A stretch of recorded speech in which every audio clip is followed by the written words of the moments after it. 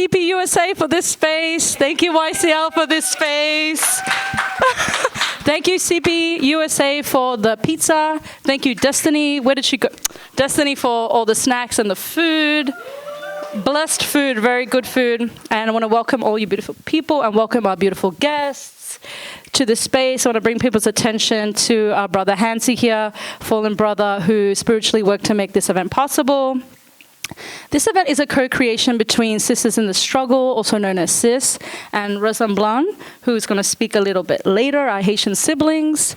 SIS is a femme collective cultivating femme leadership, which we are actually going to see the fruits of that labor today.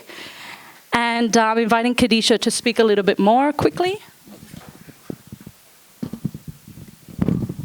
Hey everyone. My name is Khadijah. I'm a part of the CP and Sisters in the Struggle, and this is the first installment of our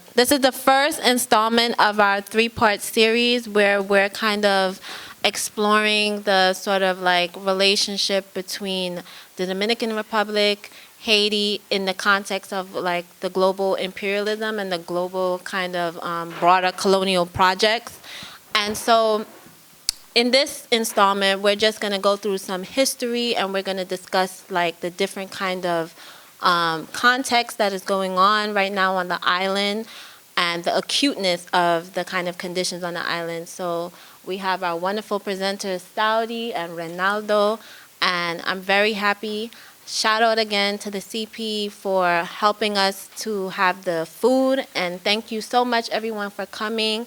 I think this event, especially I want to also thank Resemblant and all the Haitian brothers and sisters who help us really kind of forge this event and bring it to shape, because they are the ones that kind of gave a real direction to the event and really helped us to kind of have a guiding vision and a kind of guide to action. So I just want to open up with those few words and say thank you again to all the guests, and I hope you have a wonderful night. And I'm going to pass it away to Zainab. Hey y'all, good evening. Welcome to Stronger Together towards an Anti-Imperialist Vantage Point Part 1. Thank you all for joining us tonight. Tonight, as we know, Dominican community is celebrating Dominican Independence Day, and we're here to reclaim that day. We're here to learn and unlearn the revisionist history that's been indoctrinated in the minds of the Dominican community, and we're here in solidarity in the diaspora. So we're excited to have you all here tonight with us. Stronger Together towards an Anti-Imperialist Vantage Point, as Khadijah and Steffi shared, is a multi-part solidarity building series, and part 1 of the series aims to reclaim and dismantle this very day, February 27th, often celebrated as Dominican Independence Day. We also seek to define what Dominican solidarity means in the face of global imperialism in Palestine, Haiti, the Congo, Sudan, and Tigray. The first edition has been co-organized by a small collective of folks, literally in the span of a month. We put this together, grassroots effort, just folks coming together. Small collective of folks from CIS, Rassemblement, Caribbean Archive, in partnership with Encultured Co., Border Mission Health to Haiti and DR, and Realengo Studio.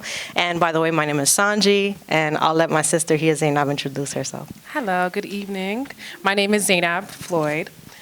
Before we begin, we want to go over a set of housekeeping rules and guidelines for respecting this space and respecting individuals who are occupying this space. We do not tolerate racism, sexism, colorism, xenophobia, fatphobia, or any form of oppression. This is a safe space where we are dedicated towards liberation and solidarity. There are food and snacks. Please feel free to grab some. As we said earlier, there's chips and drinks and all those things, and pizza in the back over there. And please clean up after yourself, because we already know, like.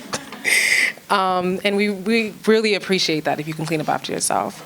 And the bathrooms on the left-hand side, over here and over there, there's 2 bathrooms. And yeah. And also, we are going to leave this space at 9 on the dot, no later than 9 o'clock. It's 6:43 right now, so we got time. Yeah, we got time. We got a lot of time. And we are asking folks to be mindful.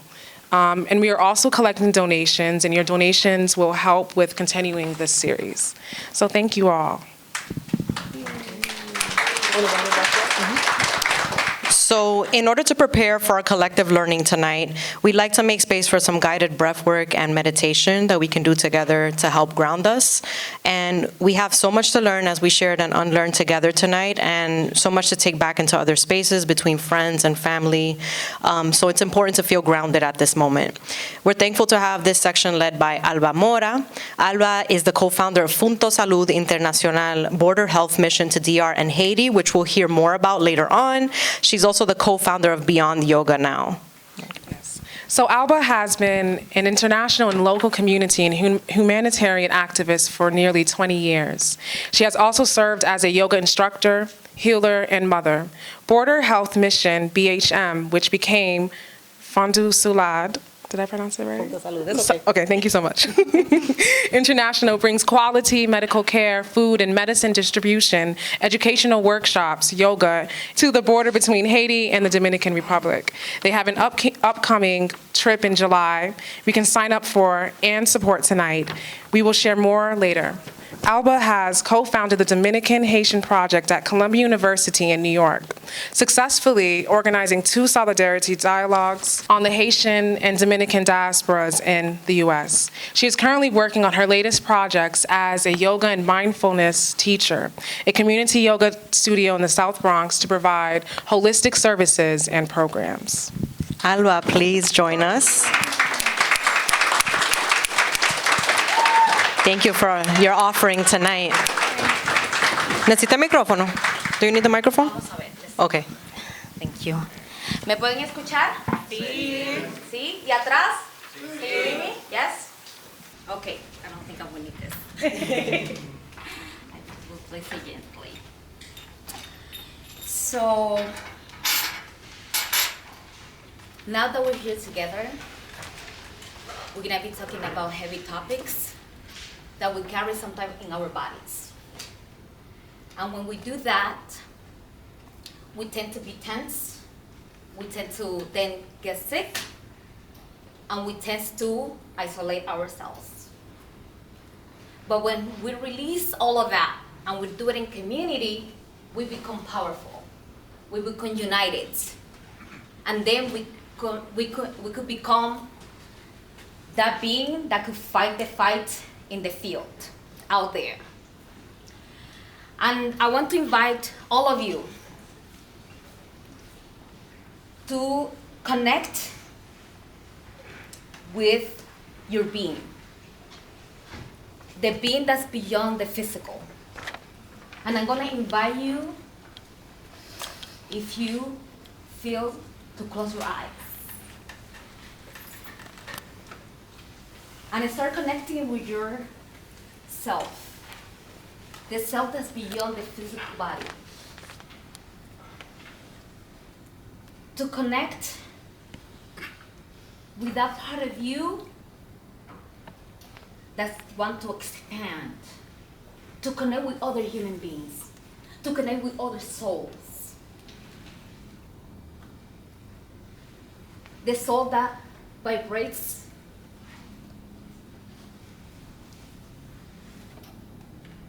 now that we're connected to that self, to the soul, I'm going to invite you to bring your attention to your breath. Slowly connect with it. Don't do anything with it. Just connect. Connect with that breath. Coming in and out through your nose, through your vessel, through the temple that you are, that you carry with you. Just bring that breath in and out. And now I'm going to invite you to bring that breath in to your belly. And just feel the breath coming in and feeling your belly. And slowly spill it out. Another breath in. And slowly another breath out. Another breath in, and this one, you're gonna breathe in, and then you're gonna hold it. You're gonna hold the breath and connect.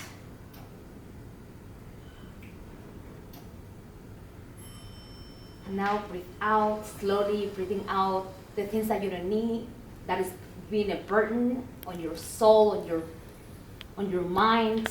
Just release that.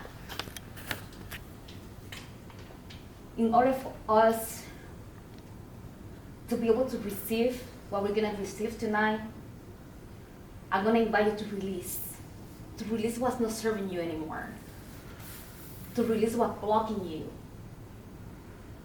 what's giving you fear, because fear is not real. I'm gonna invite you again to breathe in and breathe out. Now I'm going to invite you very quickly to touch your heart. And just connect with that beating.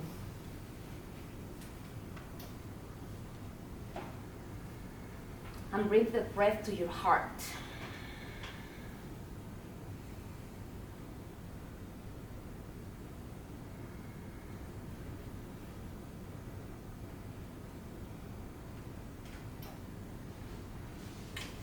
Good.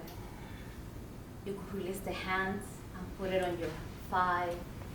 And now I want you to be open to receive the message that's coming to you today. The ancestors are whispering, they're here. We didn't invite them because they're already here. They're with us. All the ancestors, all the people that were fighting that are no longer with us, now they're here with us. The spirits is here, telling us to continue with love, to continue with what we believe will make a difference and will bring the changes that we want in a loving way. And know that the loving way begins in the house, begins with us here, and it's spreading into the world and into all of the countries that needs love and peace.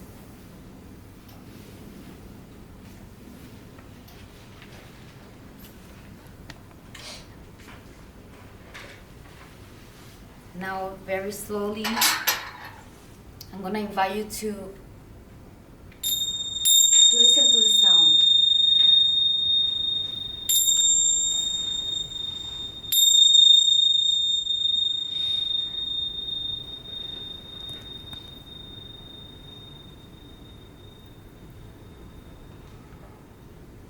The sound that is inviting you to be present and to be open and to release. You can slowly open your eyes.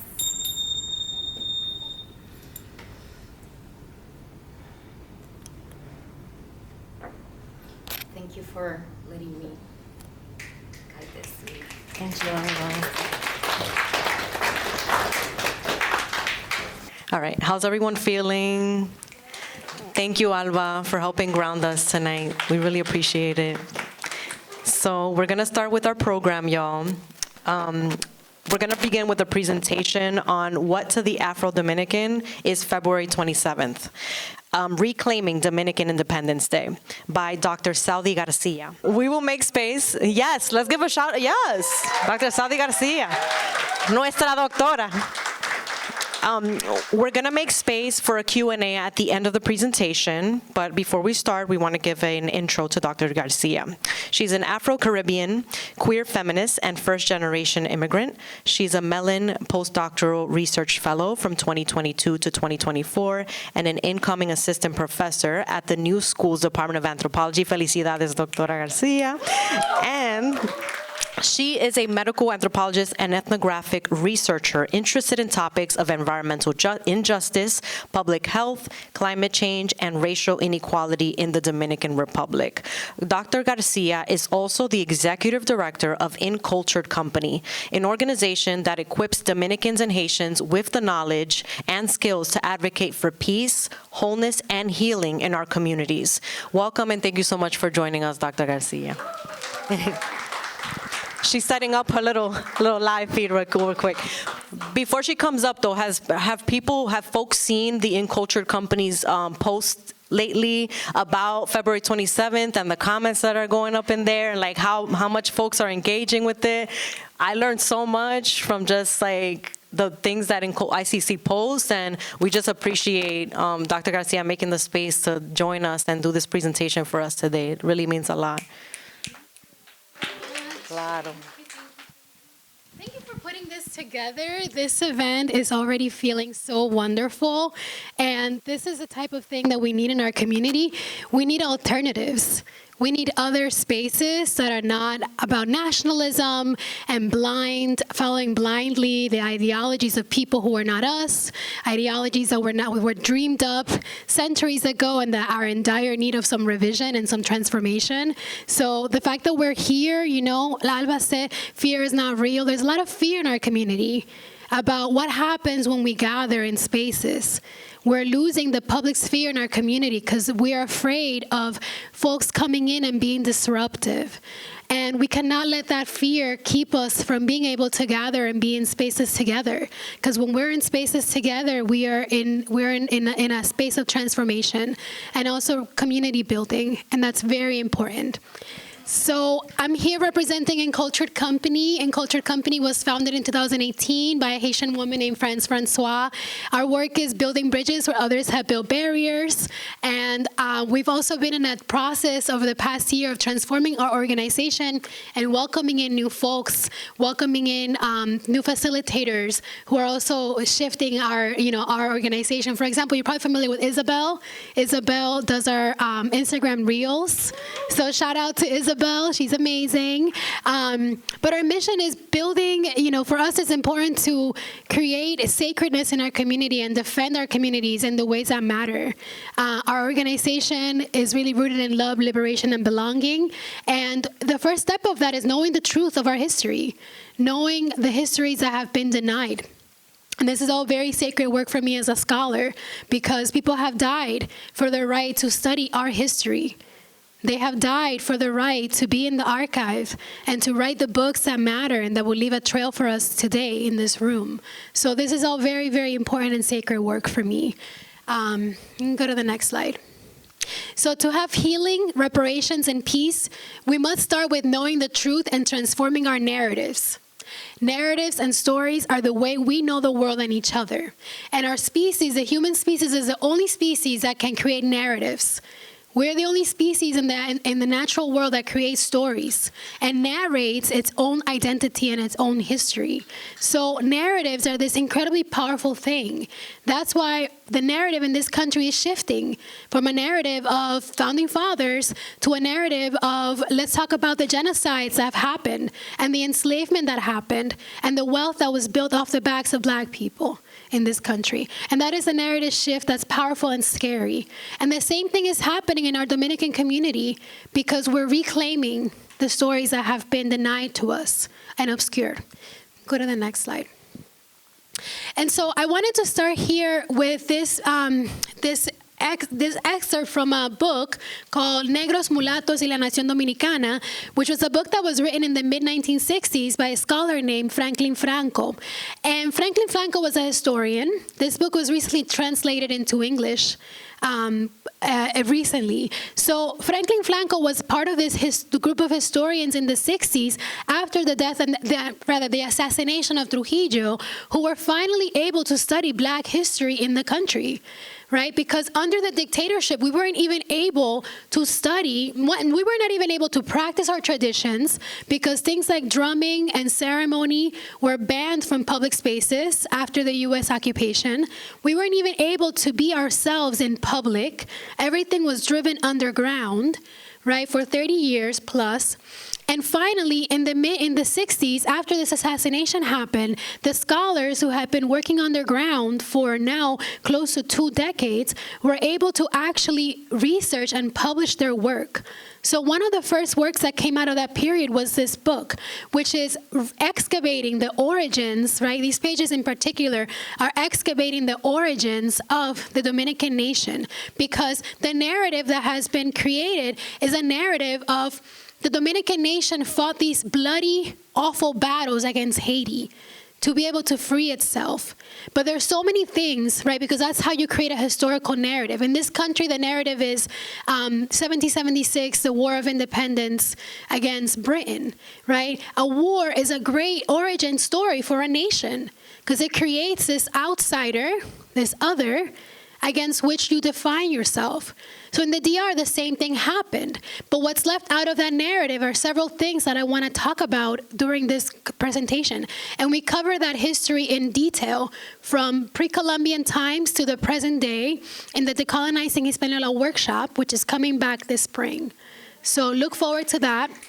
This is just one tiny slice of what we cover in the workshop because we really have to find ways to tell the story in a different way. Now in particular because something interesting has been happening since around 2014 where we have had a decade of publications, especially historical works about the 19th century.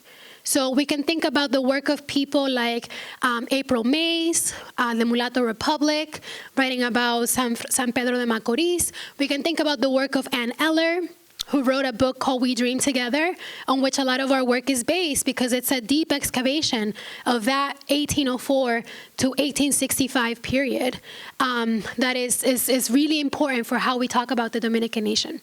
And so we have emerging research about the 19th century, right? We can think about people like upcoming scholars like Maciel Torres. We can think about folks like the group that's doing work around Black folks in Samaná, Sophie Meriñez, folks like that who are up-and-coming Dominican scholars. Narcisa Núñez is in the room. Shout out to you. Yes, working on artists in the 20th century and the 21st century. So we have this like wave of research of Black Dominican studies and scholarship that has been really pushed forward by some critical people like Lourdes Garcia Peña, April Mays, the work of Ann Eller. And so we're at this like point of like a lot of excitement in Dominican studies because we're really re-excavating and retracing this period in time. So I want to point out that like this is the root of the work because folks fought to have this work done and published against like a very fascist government that continues today. And then scholars have continued to do this work in generational waves. So it's quite exciting to be a Dominican studies scholar looking at Black history in this moment. Thank you. So this post was reposted by Acción Afro-Dominicana, which is an organization that's also doing narrative change in the DR, and I really recommend reading it in detail if you speak Spanish. But I want to highlight this certain things that are not highlighted in the sort of common narrative, right? For example, this quote that talks about the fact that no hubo un solo dominicano que no les recibiera entonces sin demostraciones de simpatía por donde quiera que pasaba, el pueblo salía a su encuentro. They're talking about Jean-Pierre Boyer. When he first arrived in Dominican Republic, because it was requested that the Haitian government take the Dominican Republic. Or it wasn't the Dominican Republic yet. It was the eastern side of Hispaniola. They requested it. The Black people of the eastern side requested that Jean-Pierre Boyer unify the island against Spanish and French incursions because they were not very happy that they lost their most productive colony and they wanted to come back. And they came back actually later in the future. And so these are little pieces of the narrative that I'm going to go through that are completely erased because it's so much easier to have this simplistic narrative. It's so much easier, but this time period is incredibly complex. So we can go to the next slide. And so I put everything up here, but I'm not going to kind of delve into it in Spanish just for accessibility. But these pages are there. Can we go to the next slide, please? Okay. And then the next slide, we're going to start with what to the Afro-Dominican, the next slide. Okay. We're going to start with this post, which is a post that we created with R29 Somos as a collaboration, because it breaks down the history that we just saw just in English. We also have a Spanish version of this post that people can access. And so one of the first important things to think about is the fact that Haiti freed the enslaved people of the eastern side in 1804, which is like it's absurd to hear Dominican nationalists say that Haiti instituted slavery in the Dominican Republic when they ended slavery 2 times, in 1804 and also in 1822. So when you hear that narrative point, you're like, but wait a minute. You mean the first Black Republic that ended slavery twice instituted a system of slavery on their neighbors and turned them into a colony? Right? That makes absolutely no sense, and the historical record just doesn't support that. What happened is much more complex than that, but again, folks are not necessarily willing to actually learn about the context and the complexities of the historical period. But we in this room, and also everybody watching live, are doing that work to really deeply understand. So as this slide reads, after the 1804 revolution, the island remained divided between a free Haiti and a slave colony in Santo Domingo, refusing to remain in bondage. And also that was not going to work.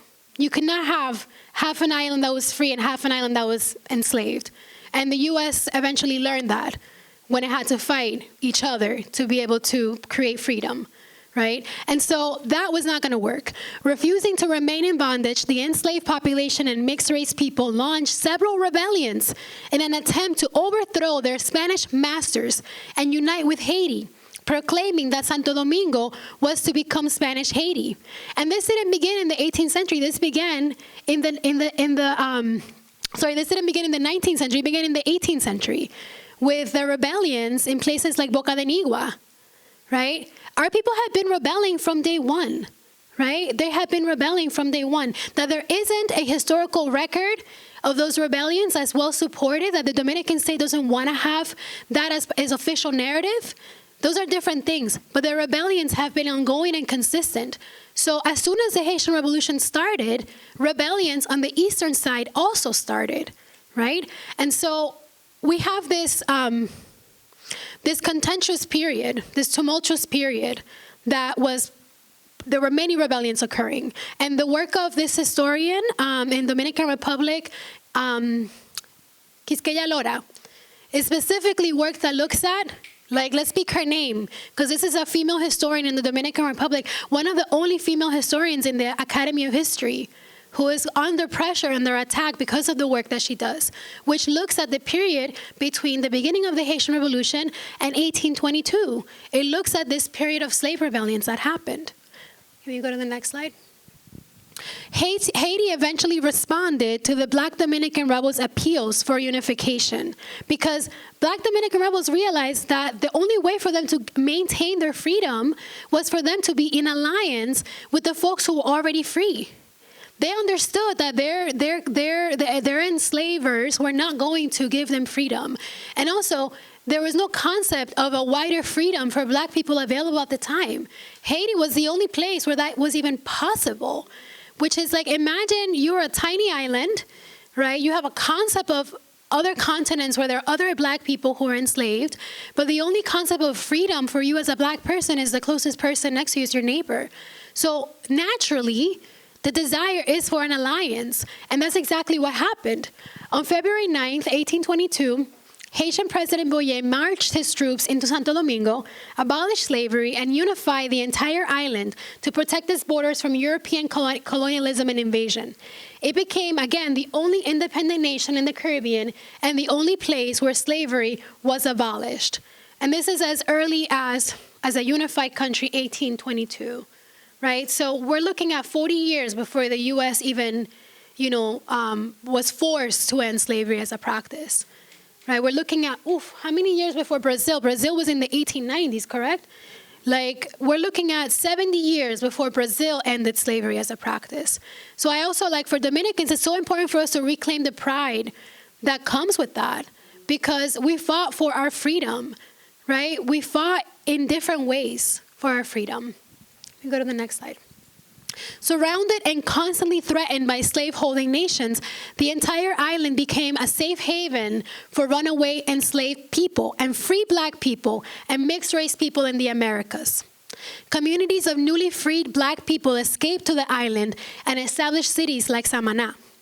So, for example, from Philadelphia, right, beginning in 1822, all the way throughout, towards the 1850s, Black people moved to Samaná and they established communities there. And this was a problem for the enslaving regimes of the region, because every European nation was enslaving people across this territory. The Dutch, the French, the Spanish, like everybody was enslaving, the British in particular, right? So having a place that was a place of freedom was such a problem for these colonizers. And that's why there was a constant sense of attack. Next slide.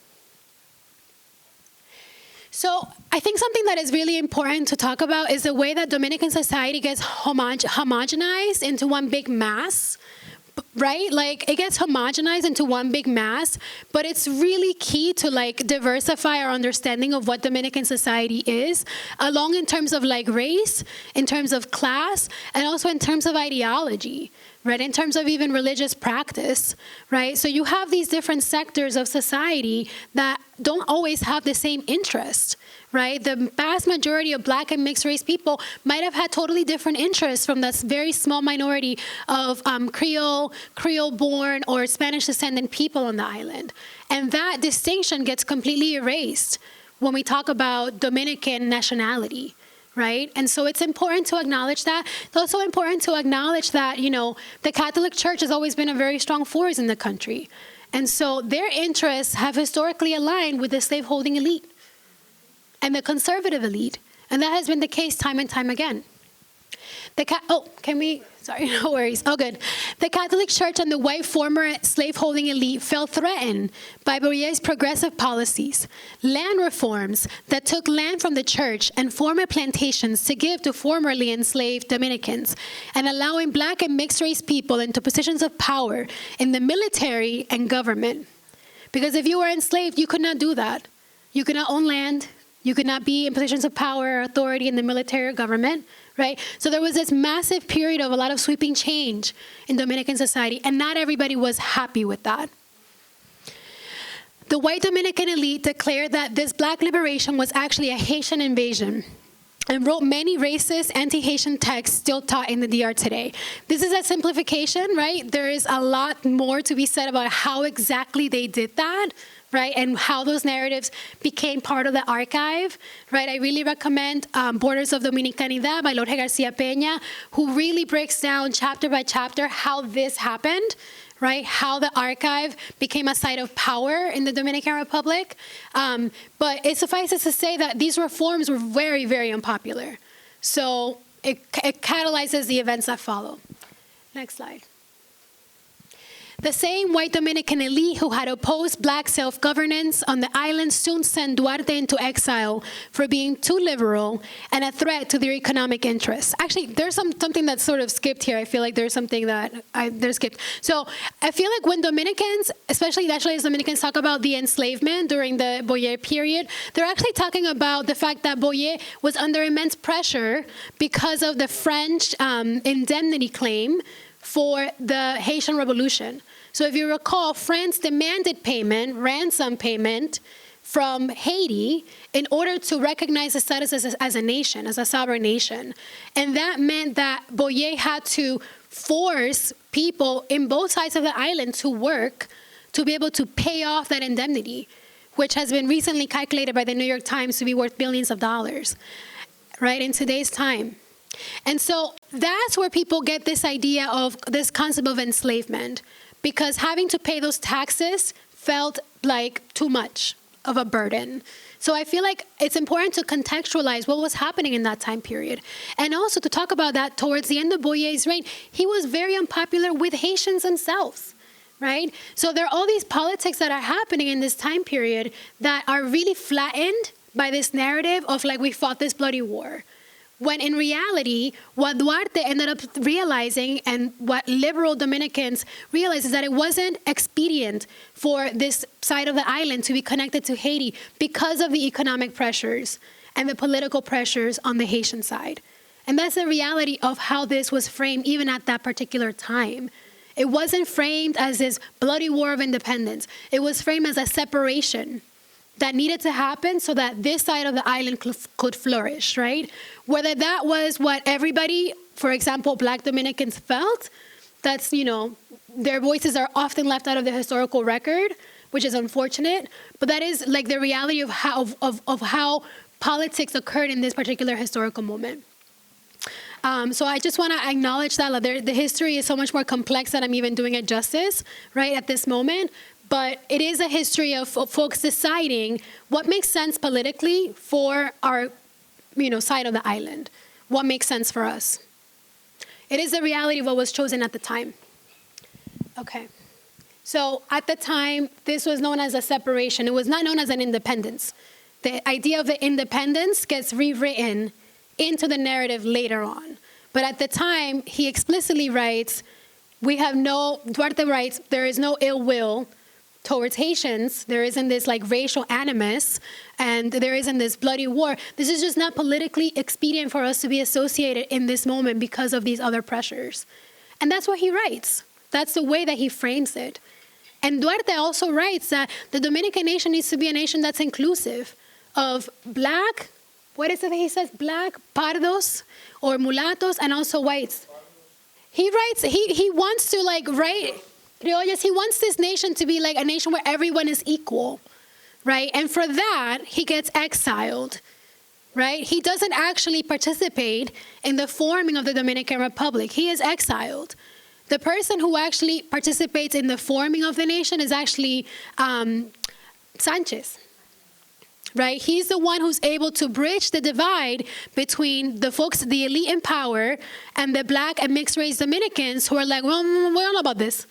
We're not really sure about this. Like, we're nervous about this. We don't know because this elite is very affiliated with our Spanish colonizers, right? Even in the national anthem that's written, the word españoles is written in as if Dominicans are españoles, right? Like, this elite is so affiliated with its colonizers that it makes Afro-Dominicans and mixed race people, it makes them very nervous. They're like, we don't know about this. We're not sure about this. We'll see. We'll see where the cards fall. And it's Sanchez who's actually able to run interference between these groups to actually get them to have an agreement about forming a new nation. So if it wasn't for Sanchez, who's a black man, the Dominican Republic probably wouldn't exist. Yep. And we don't acknowledge him as our founding father, right? Because he's dark-skinned, he's a black man. We acknowledge Duarte as our founding father. And while he had a lot of he influenced the intellectual architecture. Well, he tried to influence the intellectual architecture of the nation. He was not the person who was actually navigating the daily politics of that. So it's it's a choice. We're talking about choices that are being made to highlight the light-skinned Spanish-descendant man versus the black Dominican man in the story, right? These are choices that are being made. Let me go to the next slide. So, as I was saying, as the word spread among the black and mixed-race Dominican population that the white elite had unilaterally, they had decided it on their own. They did not ask anybody's permission, right, or consent. Declared separation from Haiti, they revolted. Santiago Basora was among the newly freed black leaders who rebelled against the elitist separatist movement, forcing them to officially abandon the idea of reestablishing slavery in the new constitution. Because it wasn't very clear whether or not they were going to actually re-enslave the black Dominicans with their affiliation to Spain. And so we can go to the next slide. And so these fears were not unfounded, right? These fears and this sort of ambivalence that black and mixed race Dominicans have always had towards the state. It's like, does anybody's family just go like, bueno, vamos a ver, right? Do they ever say that? Like, si Dios quiere. We just have, I feel like culturally, this ambivalence, right, towards things, which is like, where does that come from, right? And I feel like I'm connecting it to this moment of history of the founding of our nation where it was like, bueno, we'll see what they're trying to do over there. You know what I'm saying? Pero yo vivo en el campo, so please don't bother me, right? Like, don't come to me enslaving me, right? And so that primary, very vital concern of black Dominican and mixed race people has always been erased out of our narrative. That we actually had those concerns. And lo and behold, in 1861, after a very tumultuous period where the Dominican elite was unsure which nation they wanted to give the country back to, Do we want to give it to Spain? Do we want to give it to the U.S.? How much do we sell it for? We almost lost Samaná in the 19th century because they were trying to sell it. Like, Vende Patria. Yeah, Vende Patria is what they call people like me, who know my history and study my history, but not the people who are selling our country, who sold our country in the 19th century, and who are selling it again to foreign real estate agents. That we are the Vende Patrias, but meanwhile, this history of selling our country to the highest bidder has been going on since literally 1844. Right? So these concerns that Black, Dominican, and mixed race people had were not unfounded because in 1861, President El Traidor, Pedro Santana, right, gave the land back to Spain to be recolonized, and Spain reoccupied the Dominican Republic. Full-on military, navy, full-on occupation, wars, guerrilla battles, like the whole nine. Because, when they make that movie about the Haitian Revolution, hopefully soon, Ava DuVernay, talking to you if you're watching this, I hope the sequel is about this war, right? I hope the sequel is about this war, the War of Restoration. So this war was led by Gregorio Luperón, holla to our second founding father.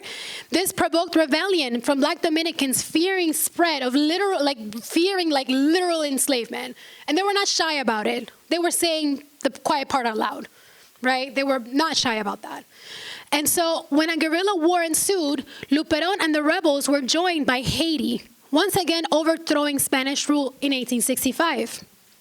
Spain sent dozens of warships and 50,000 troops, only to be defeated in July 1865. And that was a race war that happened that no one really knows about. Right? That was a war that happened that no one really knows about, and we don't celebrate it as our independence. And also, worst off, that is a war that ended the Spanish Empire all over the Caribbean and Latin America.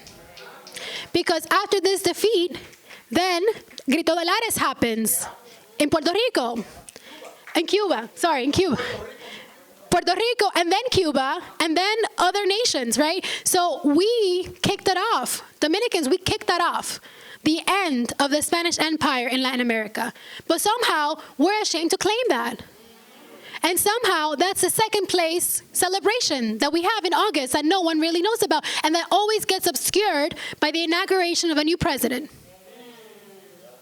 So let's talk about what we really need to be reclaiming here, the narratives and the narrative shifts that we need to be reclaiming. Because narrative is powerful. Like, the story that we tell ourselves helps us either be active or inactive in our community. It helps us to form alliances or to not form alliances.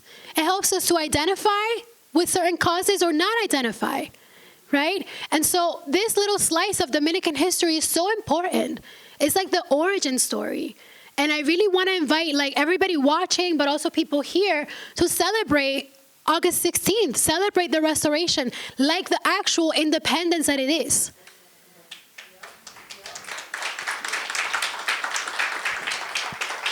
Yeah, I'm going to stop here, but I want to know if you also have any questions. Any questions? I talked a lot. This is what the Uncultured Workshop is, but 2 hours of this. Okay, yes. Q&A after? Okay. So you and I will sit here and we can ask questions at the end, just because both of the presentations tie into each other. Okay, great, awesome. Great, well, thank you all so much. Follow Uncultured Co. Also donate if you can via Substack or also our website. We're a team of volunteers. We bad. We here. We're not going anywhere. We're growing. So please support us and show us some love. Thank you. Thank you, Saudi. Thank you, Saudi. My goodness. Thank you, Dr. Garcia. Jesús, como decimos los dominicanos. Wow. Wow. My gosh. Okay, so we're gonna, as we shared, we're gonna save Q&A for the end, so y'all write down whatever questions y'all have, and we're gonna just have our next presenter come up. Thank you again, Dr. Garcia, for that. That was incredible. Amazing. Are we going to be able to share the slides after also, like via, maybe we can share the slides with folks via email? Yeah, if folks want the slides, and folks that weren't able to make it tonight also. So now we'll prepare for our next presentation, what Dominican solidarity means in the face of global imperialism, led by Reynaldo Garcia Pantaleon. Reynaldo, está bien, tú tienes tiempo, Reynaldo. I'm going to do the bio first. Reynaldo is an artist born in the Dominican Republic. He studied arts in the Universidad Autónoma de Santo Domingo from 1985 to 1989 and the Art Students League of New York in 1997. His works have been part of numerous group shows both in the Dominican Republic and abroad. Garcia Pantaleon heads Realengo Studio, a collaborative entity created to develop artistic projects in New York City and abroad, among them murals and workshops in the Dominican Republic and Puerto Rico, and the Prince Portfolio, the Heights El Alto in Washington Heights in New York City. Reynaldo has collaborated with many community groups and artists throughout the years as an artist, graphic designer, printmaker, producer, and musician. His work is a direct translation of everyday life, the hopes and fears that confront us, and evolves from paintings to drawings, music and photography, to video and printmaking and objects.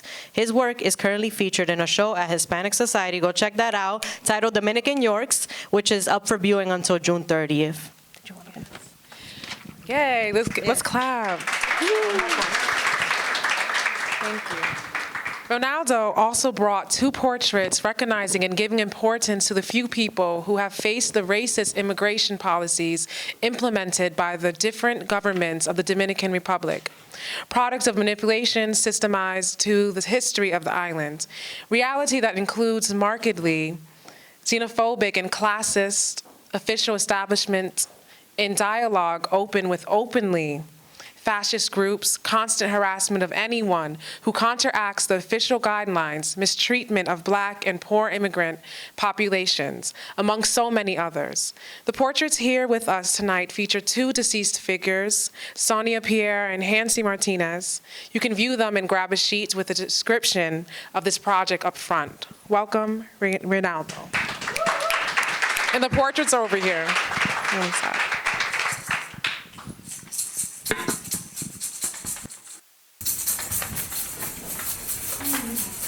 Dicen que Liborio ha muerto. Liborio no ha muerto nada. Dicen que mi Hansi ha muerto. Mi Hansi no ha muerto nada. Lo que pasa con Liborio es que no come pendeja. Lo que pasa con mi Hansi es que no come pendeja. Liborio no come pendeja. Liborio no come pendeja. Y Hansi no come Pendeja.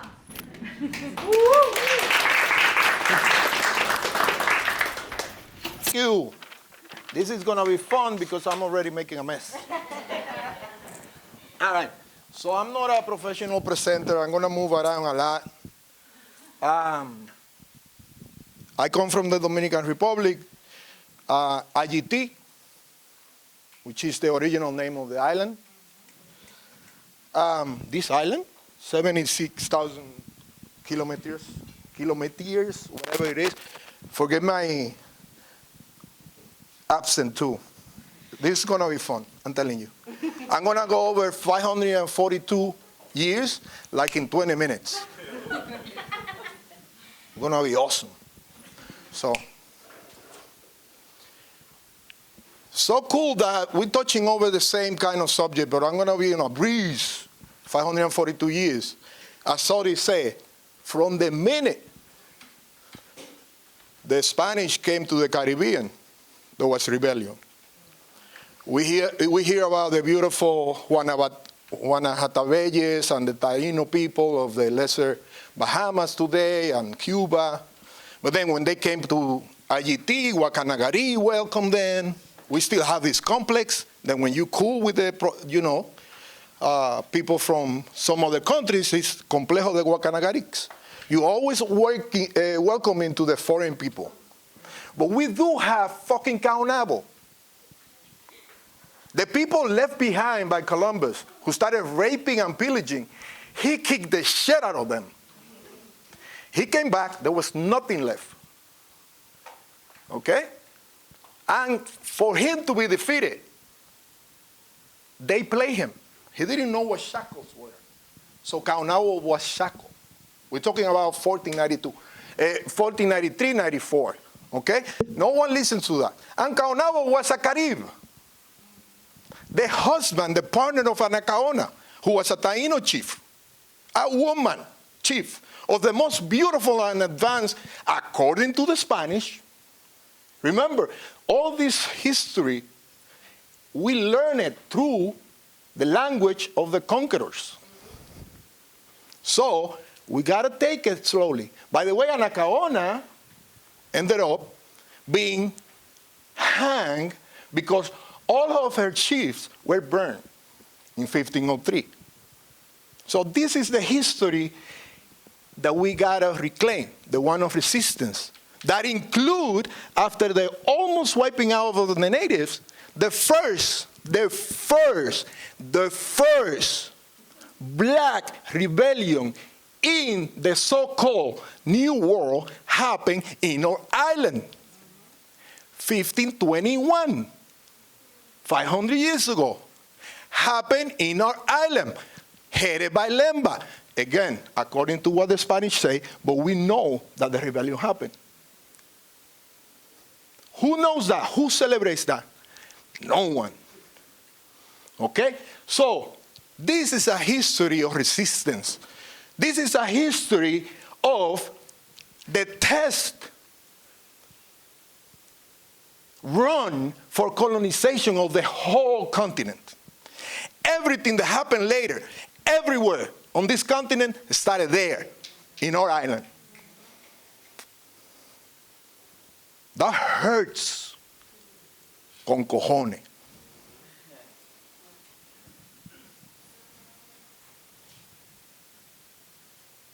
Humans reclaim their humanity after coming in slave ships from Africa, all together, from different groups, not even sharing the same language, but they share the rhythm. And we got drums right away, fucking drums, to regain who were we of them. I'm human. I'm escaping. I'm going to the countryside. I don't know where I'm at. I get together with a Taino, or maybe a Ciguayo, or maybe a Macorís. And we play in the drum. We had no drums in the Caribbean before the Africans. Switch to the next one.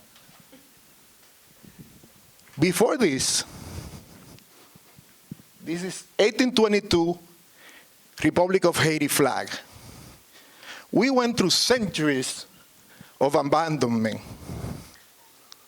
Santo Domingo Español from 1560 got abandoned because Spain had tons of treasures in South America and in Mesoamerica. So why bother with a tiny island? And that's how the French colonization and the English colonization of the Caribbean started. Because Spain didn't give a crap about it, about those islands. Why? So we didn't have even that many inhabitants. Saudi, beautiful Saudi, went over kind of a little bit of struggle that represents the creation of the Republic of Haiti.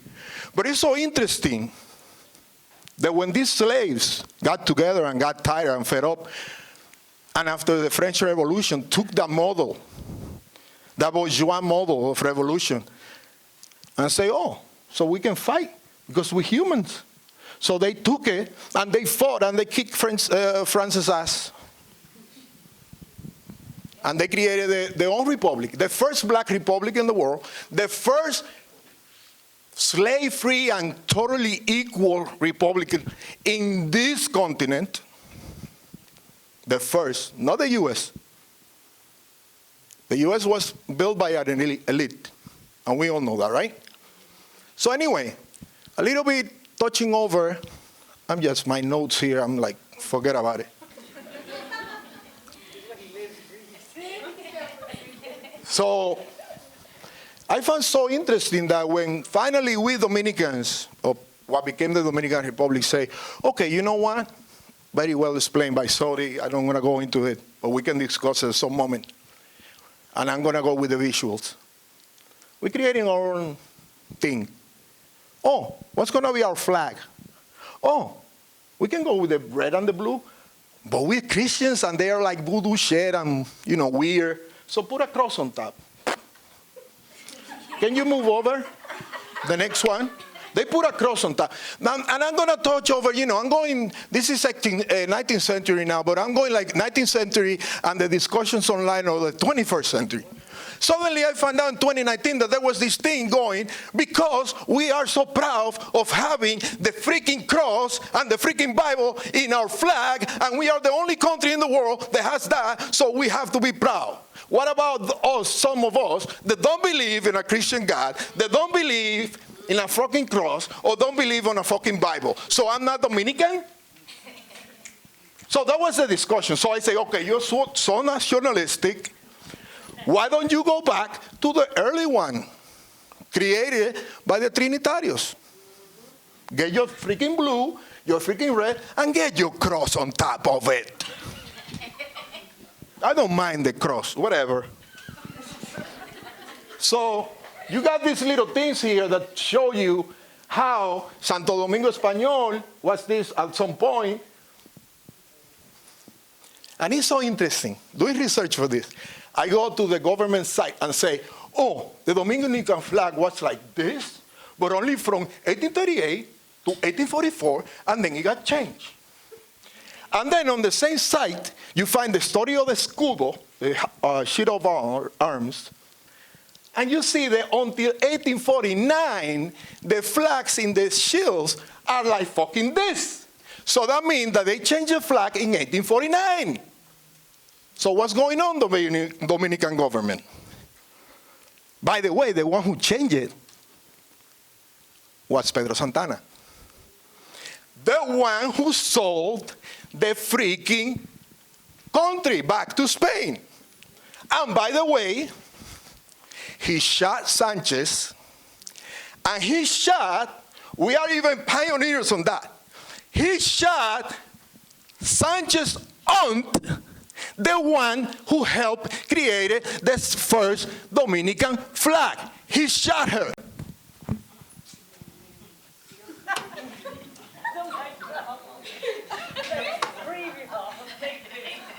Next.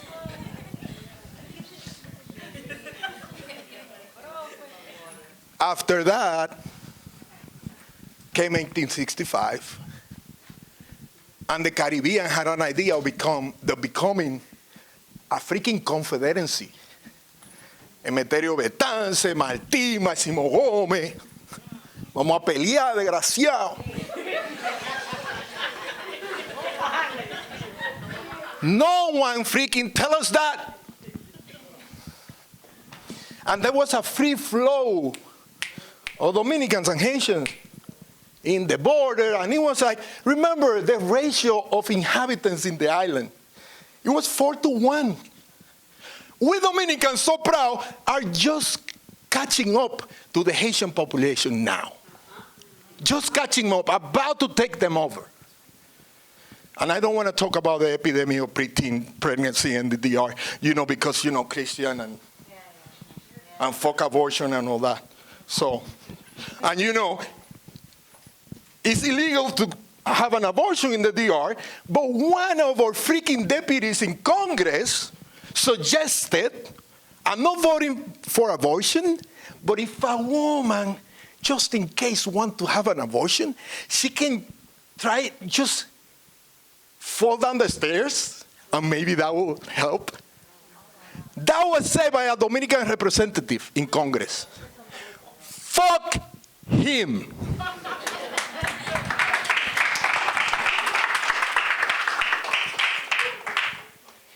I'm going over all these to say the drum again in the Caribbean.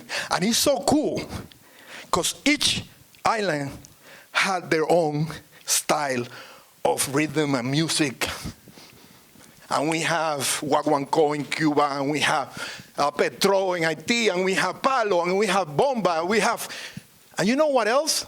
Not only the style of music differs, but the construction of the drums too. So magnificent. By the way, this mural was helped painted by a group of volunteers by Reconocido a Centro Bono in the DR. Back in 2010s, later, 2016, I think it was. All right, so this is what's going on in, all this free-flowing. The next one, please. 1915, 1916, the invasion, the gringos. Hello there. You owe us money. Let's take over the whole islands and countries. But you know what? Even then, we fought back. I forgot to say I'm a product of Dominican educational system. So all of this that I'm sharing with you is because I learned it in the bubble that was my house. My mom was part of a little clique of youth, 15, 14, 16, that follow none other than Minerva Mirabal and Manolo Tavares. Fuck. So, that was like, I thought everyone was a leftist in the DR.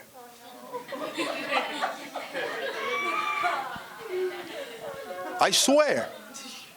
So I learned about gavilleros. By the way, if you call gavillero, back when I was growing up in the 80s, like gavillero means like you are a delinquent or something.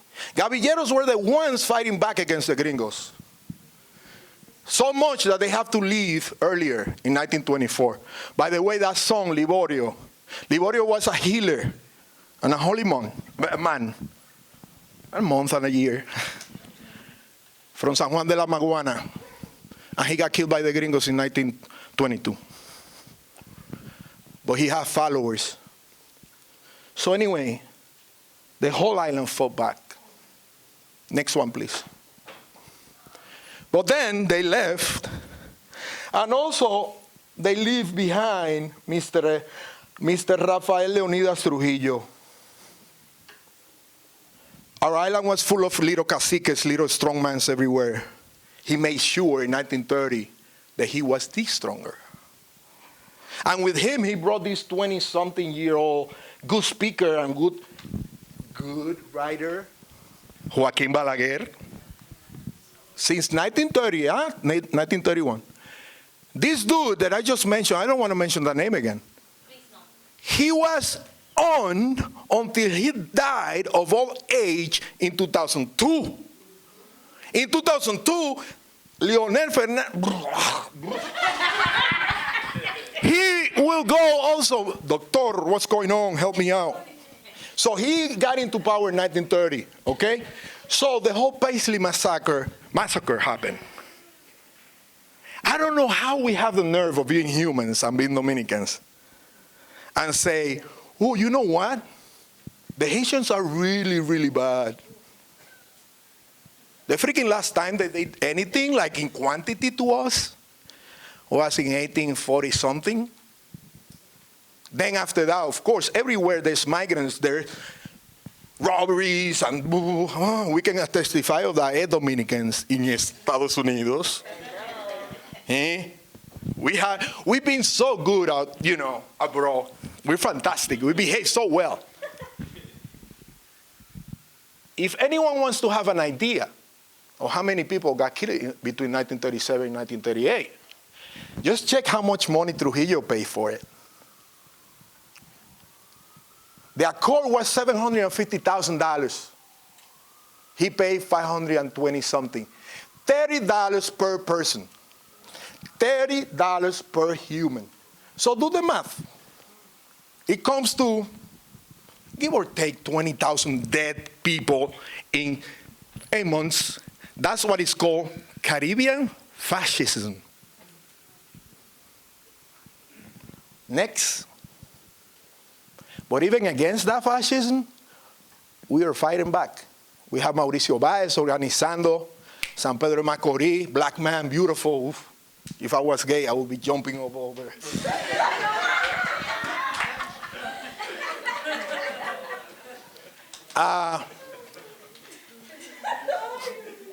And then, and so on and so forth. And then 1949, trying to invade Cayo Confites. Then 1959, an immortal group that out of 253 that came to fight back against Trujillo and fight, following Cuba's example. Out of 253, 54, less than 10 survived. And that gave birth to the 14th of June movement. People like Minerva, Manolo, and of course, Piqui Lora. And of course, el ajusticiamiento, the killing of Trujillo, finally, 1961. And then Balaguer was the president. Oh, when the Mirabal sisters and Rufino de la Cruz got killed in 1960, that person I just mentioned was the nominal president. That alone should have stopped on his tracks the political career of that man. He was away from power for 3 years, and he lived here in New York. And he founded his party, his individual party here in New York. Okay? So 1965, the invasion happened because the first democratic government by Juan Bosch got sacked. And of course, people fought back. And of course, the country, they're always playing like, oh, no, don't do that. We're here to stop violence, and we're going to send a carrier there, and 42,000 of our beautiful blonde people to stop it. And that was like 5,000 deaths in the Dominican Republic with the U.S. invasion. And also, they left behind that man I mentioned, El Doctor, 65. That carrier is a museum in New York City today. The Intrepid. Qué intrépidos los gringos, eh? Next. You know what? We always fought. After the gringos left and that man stayed over for 12 years. By the way, all those Dominicans who fought back, from Camaño to Fernández Domínguez, to Pichirilo, to Amaury Germán, Aniana Vargas, etc. Slowly they got killed. Slowly, but surely. But there was a lot of fight back. I'm saying a lot of bad words, by the way, or strong words. Sorry about the healing process at the beginning. Let me know how I'm doing in time. How I'm doing in time. Another 10 minutes, please. Give me a little bit of patience. I'm losing you. So, okay. Okay, so 10 more minutes. 10 more minutes, because this is going to end in a blast. So we fought back, and finally in 78, we got democracy. Next slide.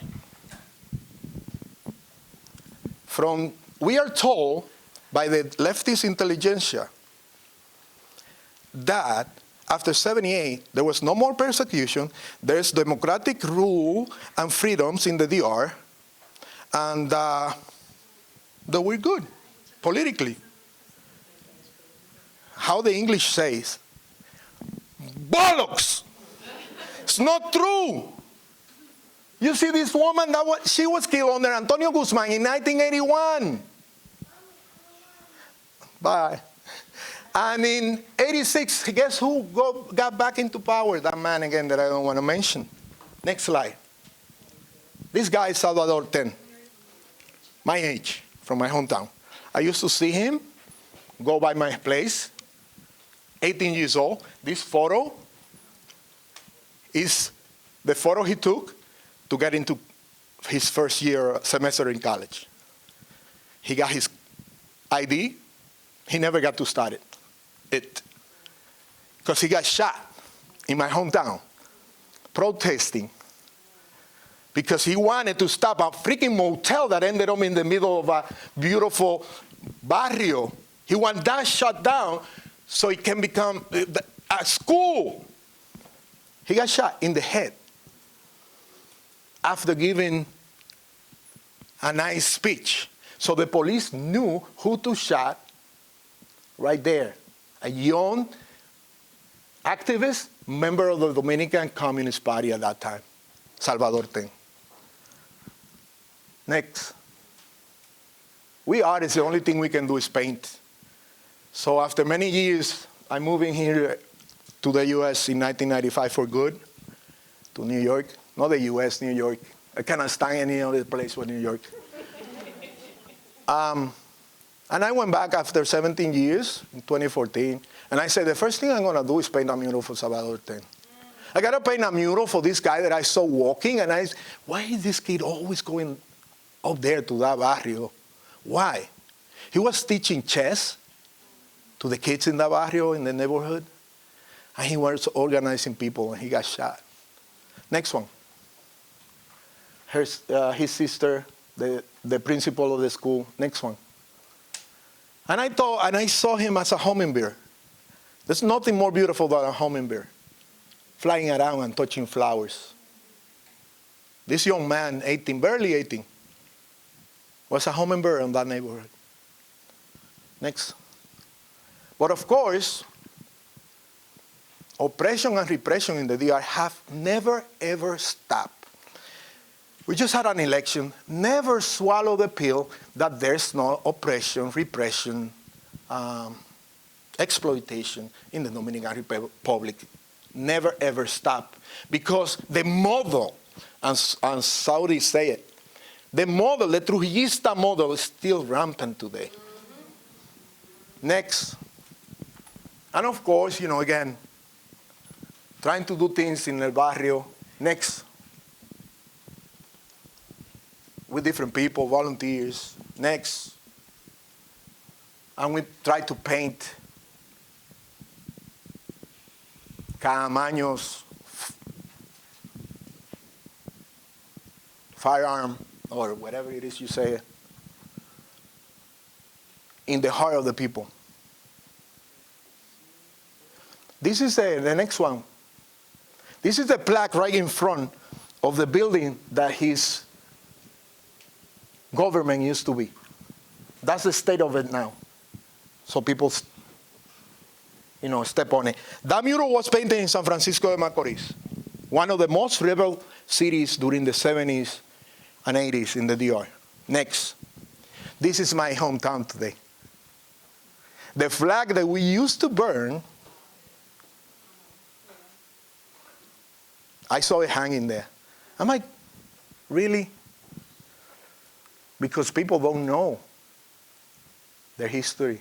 Because I deal with kids, new arrivals from the DR, and I ask them, do you know who Francisco Alberto Caamaño was? Nope. Next. And then,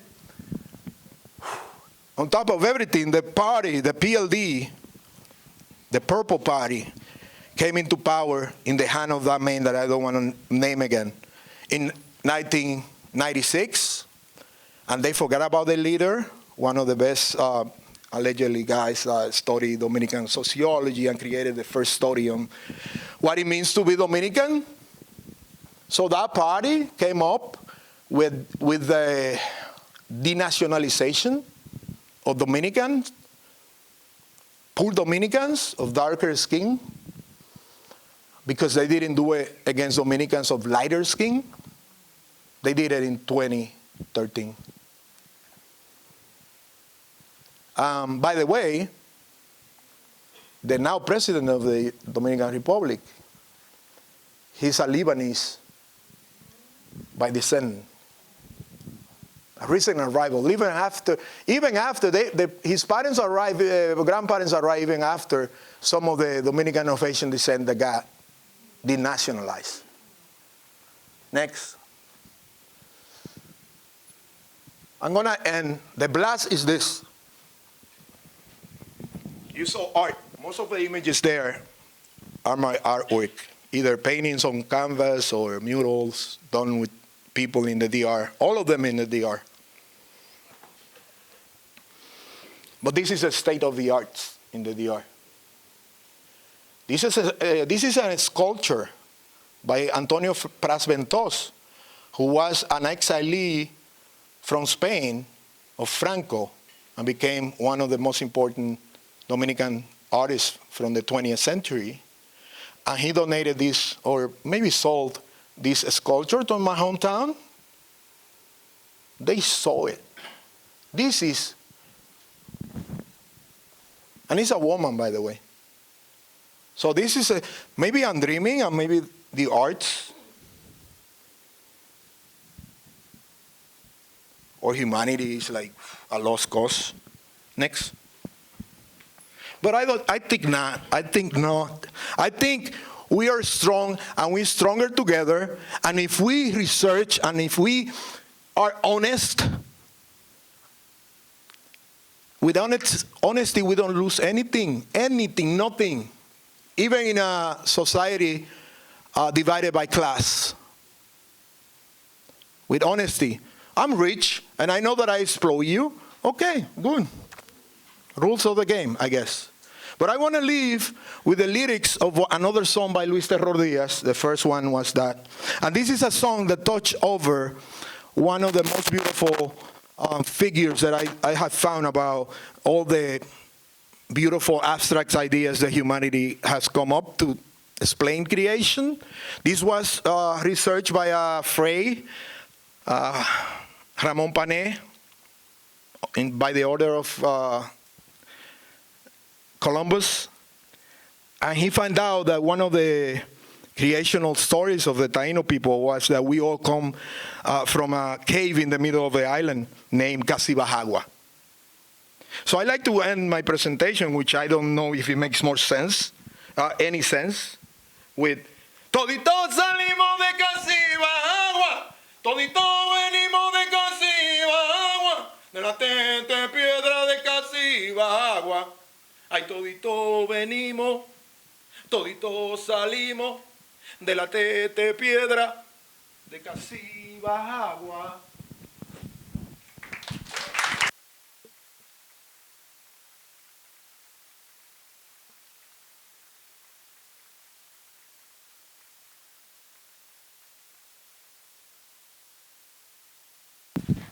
A powerful tragicomedy by Reynaldo. Thank you for that. So we're now going to go into the Q&A session of tonight's event. Reynaldo, we want you to come back over here, and Dr. Garcia. Yes, por favor, los dos. I don't know if this chair is very comfortable for y'all, but... You told me I get the comfy chair. Thank you. Hi. First and foremost, thank you so much for the informative session today. I learned so much, and it really moved me because I'm in the process of like decolonizing my mind and like really learning the history of the true history of Dominican Republic and Quisqueya. And so I have a question. How did the story get so convoluted? And where do we start, and how do we start to actually like bring out the truth, the true history of the island? Where do we start? Yeah, sure. So I think that the story got convoluted because history is not a thing in a book. History is actually a process, right? History is made, and the way that it's made is a reflection of how society is already organized, right? Because who has the time and money and leisure to be able to go to an archive and spend their weeks there, months, or years, researching these documents firsthand to be able to write a narrative? Who has the privilege to be able to do that? In the Dominican Republic today, 30% of the Dominican population lives in poverty. So who gets to actually even have the privilege to be able to go look at these sources, right? So history is not a thing that's already written in a book. History is something that is made by humans who are wielding power and privilege, right? And the fact that we're even able, right, that we have ancestors who have left some traces for us to find is a miracle. But to find those people, you have to chase them through court records of the colonial courts. You have to chase them through municipal records of births and deaths, right? You have to chase them through church archives. So you can really kind of trace their life. And that takes so much time and effort, right? It's just now that we're getting more Dominicans in the academy to be able to do that work. It's just recently. And in the DR, history is a very elite profession. And in fact, the Academy of History looks down, has like vocally looked down on Dominican Americans specifically, because they don't like us Dominicanos a veces. Vamos a ser honestos. Like, they don't mess with us, right? Literally have written, like the president of the Academy wrote an op-ed about the kind of historical work that's being done. So that's the answer, right? That's how history got convoluted, right? The Trujillo regime was also employed intellectuals. Yep. They were not playing about that. They were like, Nazi Germany, we got that on lock. We got our own people to write, too, to write ideology, to write civic manuals that told people how to behave, right? And those manuals are still within the National Archive. Like, we can look at them today, right? They left this prolific paper trail of the society that they envisioned, right? And so it is not an accident that things are the way that they are now. There was an intentional architectural design, intellectual design for this society. So that's the part about how it got convoluted. Now the second part, and now I'll pass it on to you. Yeah. No, I was just going to add quickly, like the whole discourse from the beginning, there was this fight between, and the whole, because Sanchez was seen from the very beginning as the true, like, forefather of the nation and the one who fought the Francisco de Rosario Sanchez on that process of separation. But he was like erased. And that was a fight that happens throughout the last 25 years of the 19th century, and then it kept going like a fight in the sense of intellectual arguments, but then the Trujillo government, that's the model. That's it. And that's the model we still carry today. So anything you heard, that not only a combination of stuff that we find out by ourselves, but also growing within that bubble that I just mentioned. And this isn't a country. We have a national archive. The Dominican Republic has one. Guess what? Good archive. Yeah, but listen, I know why there's two. Because the guy who was the director stole a lot of the shit in there, and he created his own. So there's a private archive. Yes. Okay, that's true. Yeah, and then let's talk. I don't want to mention names because then I'm going to be... You're not gonna name names. I'm going to be the ones with the ass wiped. Mean girls. Remember, I'm talking about a country that We people are getting shot today, still. So the part about how do we begin to, I think spaces like this, we're not going to name names. No vamos a hacer corita. No vamos a hacer malo corita. But we know. So anyway, what I'm referencing, low key, is that even getting access to the archives to find this information is not always guaranteed. So it's a thing. But anyhow, so Kayla, you want to? Yeah, I wasn't going to add to that because the sister, I don't know where you are. She's right behind you. Oh, yeah, I really want to first thank you all for putting this together. Thank you, Dr. Saudi Garcia, and thank you, Hooray. And thank you, everybody who put it together, and thank you, all of the stewards of this land, that have been guarding freedom, all the Lenape people and everybody before the Northern Africans and everybody else. We are here. We've always been here. And when I look around, I see a bunch of indigenous folks that have been all mixed up across centuries, and here we still are, right? So when I think about like how all of this got convoluted, it's like, whew, I don't know, because the further back we read, the more we really discover that there has never been like only a harmony or only a utopia in human interaction, right? Or even interactions with nature interactions. But like what I do honestly value deeply is the spirit of resistance, of knowing that like we deserve freedom as a people. And maybe if we're not the ones that determine if we decide if we deserve it or not, if it's up to some creator or something somewhere, whatever, that we're still gonna fight and love and heal and root. Like we know that we do deserve this, that the land deserves it, that love is necessary, that peace is necessary, that harmony is necessary. Because all of these stories that they're telling you is because now we have the internet, and because of Yah and your ancestors, and God bless them and all of the things, because you're doing your work. Because we all got phones, and not all of us got a doctor in front of our name. Dr. Garcia, which are African, But beautiful. everybody has Dominican Google, stuff. though. But that's what I'm saying. We all have it. But my point is we could use it for different things. Right. And it's used also to distract. Right. So when I think about how do we decolonize, is what you're already doing. Because you're not doing it alone. Because you're doing it on the shoulders of your ancestors. Because you're here and you're powerfully choosing that you want a world of peace and of love. And that you will continue to rise. Because nobody has the answer alone. Because them that know, they know not. And the more that we study, the more you're going to find out that it's so much more in the whirlwind, right? Because knowledge is infinite. But like all of those names that Reinaldo was able to do, he didn't just learn those names one day. He learned them on the shoulders of the people that were speaking them before him. He learned them because he continues to study them.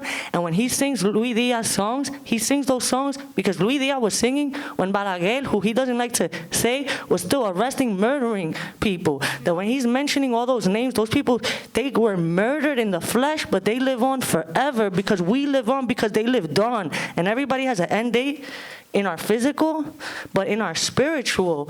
If you're murdered and you're still remembered forever, and people say that they recognize that they are here because you existed, to me, that is how we resist. So, like, bless up everybody, but I just wanted, like, I don't know how everybody else has been, but I know that I've been fucked up. Straight up fucked up. Straight up fucked up, because genocide is so painful, and it's still happening. And regardless, in the ways that we show up, even if it's just to remember to drink a sip of water that day, like, that's so important. And we are all so beautiful because we're here for each other and we are stronger together. And bless all of y'all. I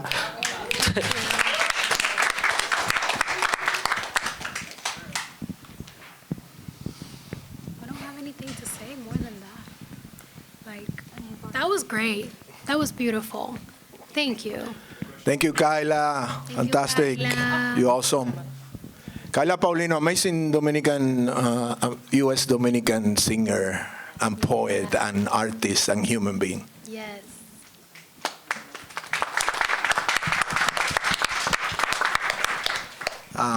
Before any other question, because I see people running shy. Oh, there's a question? Okay.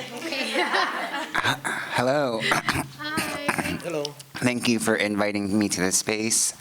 I know I'm not a Dominican, but I also come from a colonized people. I'm a descendant of people of Hong Kong, and if you guys don't know, we speak a different we speak a different language of Chinese. We speak mostly Cantonese, and the rest of China speaks Mandarin Chinese, so we don't understand each other. One thing I will note is that a lot of people from the diaspora and even within Hong Kong seem to really prefer the days of colonial British Hong Kong. And just for some history, Hong Kong was within British control up until 1997, and then it handed over back to China. But there's this widespread sentiment that life was just better back then, but Chinese people could not vote. They didn't have a say they didn't have any rights. We were told to worship the Queen from England. So I guess, and I have a professor from college who is teaching in the City University of Hong Kong, and she's telling me that when she speaks about racism, that she's getting a lot of pushback. So I guess my question is, how do you deal with like this resistance to the truth? How do you, because I think from my side, from where I'm seeing it, it's a lot of internalized like xenophobia. People just don't like themselves, I guess, so they I don't know what it is, but that's where I think it's coming from. So I guess, every time she is educating people on the racist colonial history of Hong Kong, she gets a lot of pushback from our own people. I guess, and I don't ever feel like I see that in the Dominican community. So I guess I want to know, how do you deal with that? Oh, my bad. I'm sorry. We invented pushback. I'm sorry. I'm sorry. We invented pushback. I misspoke. I'm sorry. We invented pushback. Literally, no. Well, people have a lot of, I guess, the way it shows up is around this idea of order. Like, things were more organized. Cuando Trujillo estaba en mando, no había crimen. It's like, yeah, because if you stole a loaf of bread, your hand was going to get chopped. Yeah, y'all want to go back to that? Like, He had a monopoly on crime. He was the only one doing the killing. He was the crime. Exactly, the only one doing the crime. So, we have these ideologies around like, well, Balaguer built a lot of housing and a lot of apartments, a lot of roads. Yeah, so he could steal money off the construction off the top. Like, so it's And on the back of the people. Exactly. So it's like once you kind of scratch the surface of what was really happening and you get factual about what was going on, Balaguer is the one who brought multinational corporations to the Dominican Republic. The first thing he did once he got into power and had a functional government was pass a law to make it easier for foreign corporations to do business in the Dominican Republic. Yep. So he opened the doors to corporations like Barrick Gold, Newmont, right? Corporations that are literally destroying the Dominican Republic's environment today, Yep. right? So it's like once we look beneath the surface, he opened the door to tourism. He saw Cancun and was like, Cancun, Punta Cana. Yeah. He literally invented the model of tourism that we have today in the Dominican Republic. Yeah. Right? And so once you look at the facts of what happened, to speak to the broader point around the nostalgia for colonialism, what has that actually gotten us today? The Dominican Republic is a country with a 30% poverty rate, and believe me, that 30% is not the white Dominicans elites who live in Piantini, Naco, and other parts of Santo Domingo and Santiago, right? The Dominican Republic's educational system is the last in Latin America. Reading, math, right? We have an astronomical teen poverty rate, and I think we're the number 1 country for automobile accidents. Yeah. So, the lack of policy, the lack of policy that is loving of the people, caring of the people, has led to these indicators, right? Putting us at the bottom of the region. And so that colonial nostalgia, right? That desire for a simpler time is really rooted in, as you mentioned, like these deeply ingrained colonial beliefs that are about who deserves love, who deserves care, who deserves safety, who is safe to be around, what is good, what is just. These are the core questions that I think we have to look at to get through the pushback, right? To get to the other side. I just kind of said a lot of things. I'm going to pass it to you. I mean, it coming to mind so many things. I mean, every question opens so many other questions and experiences. Like thinking about, I think the number of 30% poverty is a wrong number. It has to be higher than that. It's higher. It has to be way higher than that. Because if we're talking that Argentina is 57% today under the poverty line, imagine that. So the Dominican Republic has to be way lower than that, and I mean higher than 30%. Excuse me. I wanted to first clarify. Sometimes I'm a true Dominican. I was born and raised there, and migrated as an adult. So we talk loud. Yeah, it's not a thing it's not a Dominican thing. It's a Caribbean thing. So let's not own that. Let's not own it. Like, let's share it around. Yeah. You gotta be around a bunch of Puerto Ricans and a bunch of Cubans and Haitians and Jamaicans, and you're gonna find loud. But I was thinking, like nowadays, the way the framing of even the Dominican well-educated people, how they perceive advancement and knowledge. Like I remember in the 80s, the Dominican York terminology started as this new rich coming back from New York like 2 years later, doing what? With a lot of money. So Dominican York, it was a lesser thing. I remember growing up and seeing a doctor, and the doctors, they, middle class, upper middle class, and they, nice little car, not necessarily a luxury car. Today,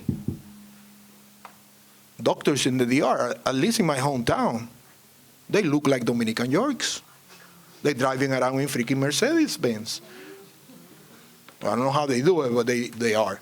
And very jipetones and all that. So the whole sense of progress is hidden behind all this facade. By the way, I learned how to pronounce that word. You've just been trying to use it. Through my son. Years ago, I used to say facade. And my New York-born son say, what? It's facade, Dad. Oh, God. Shout out to Vincent Ernesto. Shout out to Nina Paulino, my mentor. She's responsible for me learning a lot about Dominican traditions. I learned to be a Dominican in New York. Oh my God. With Nina. So, and within that, I'm just going to give you this example. You heard what she said about Dominican education, right? The level that it is at. I had a conversation with a Dominican professional that said, the best college in the Caribbean is a Dominican college.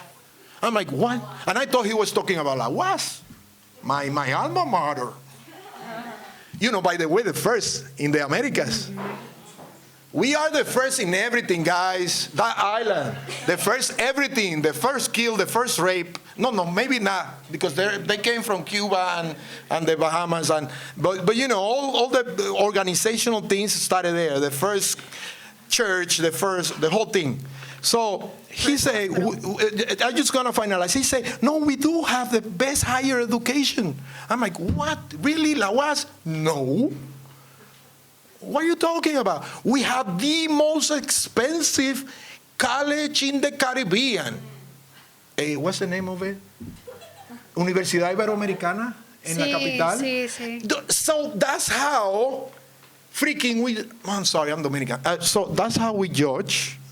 Let me be professional. Quality. Right. How expensive my education is. That's very American. So, of course, because now we are Nueva York chiquito.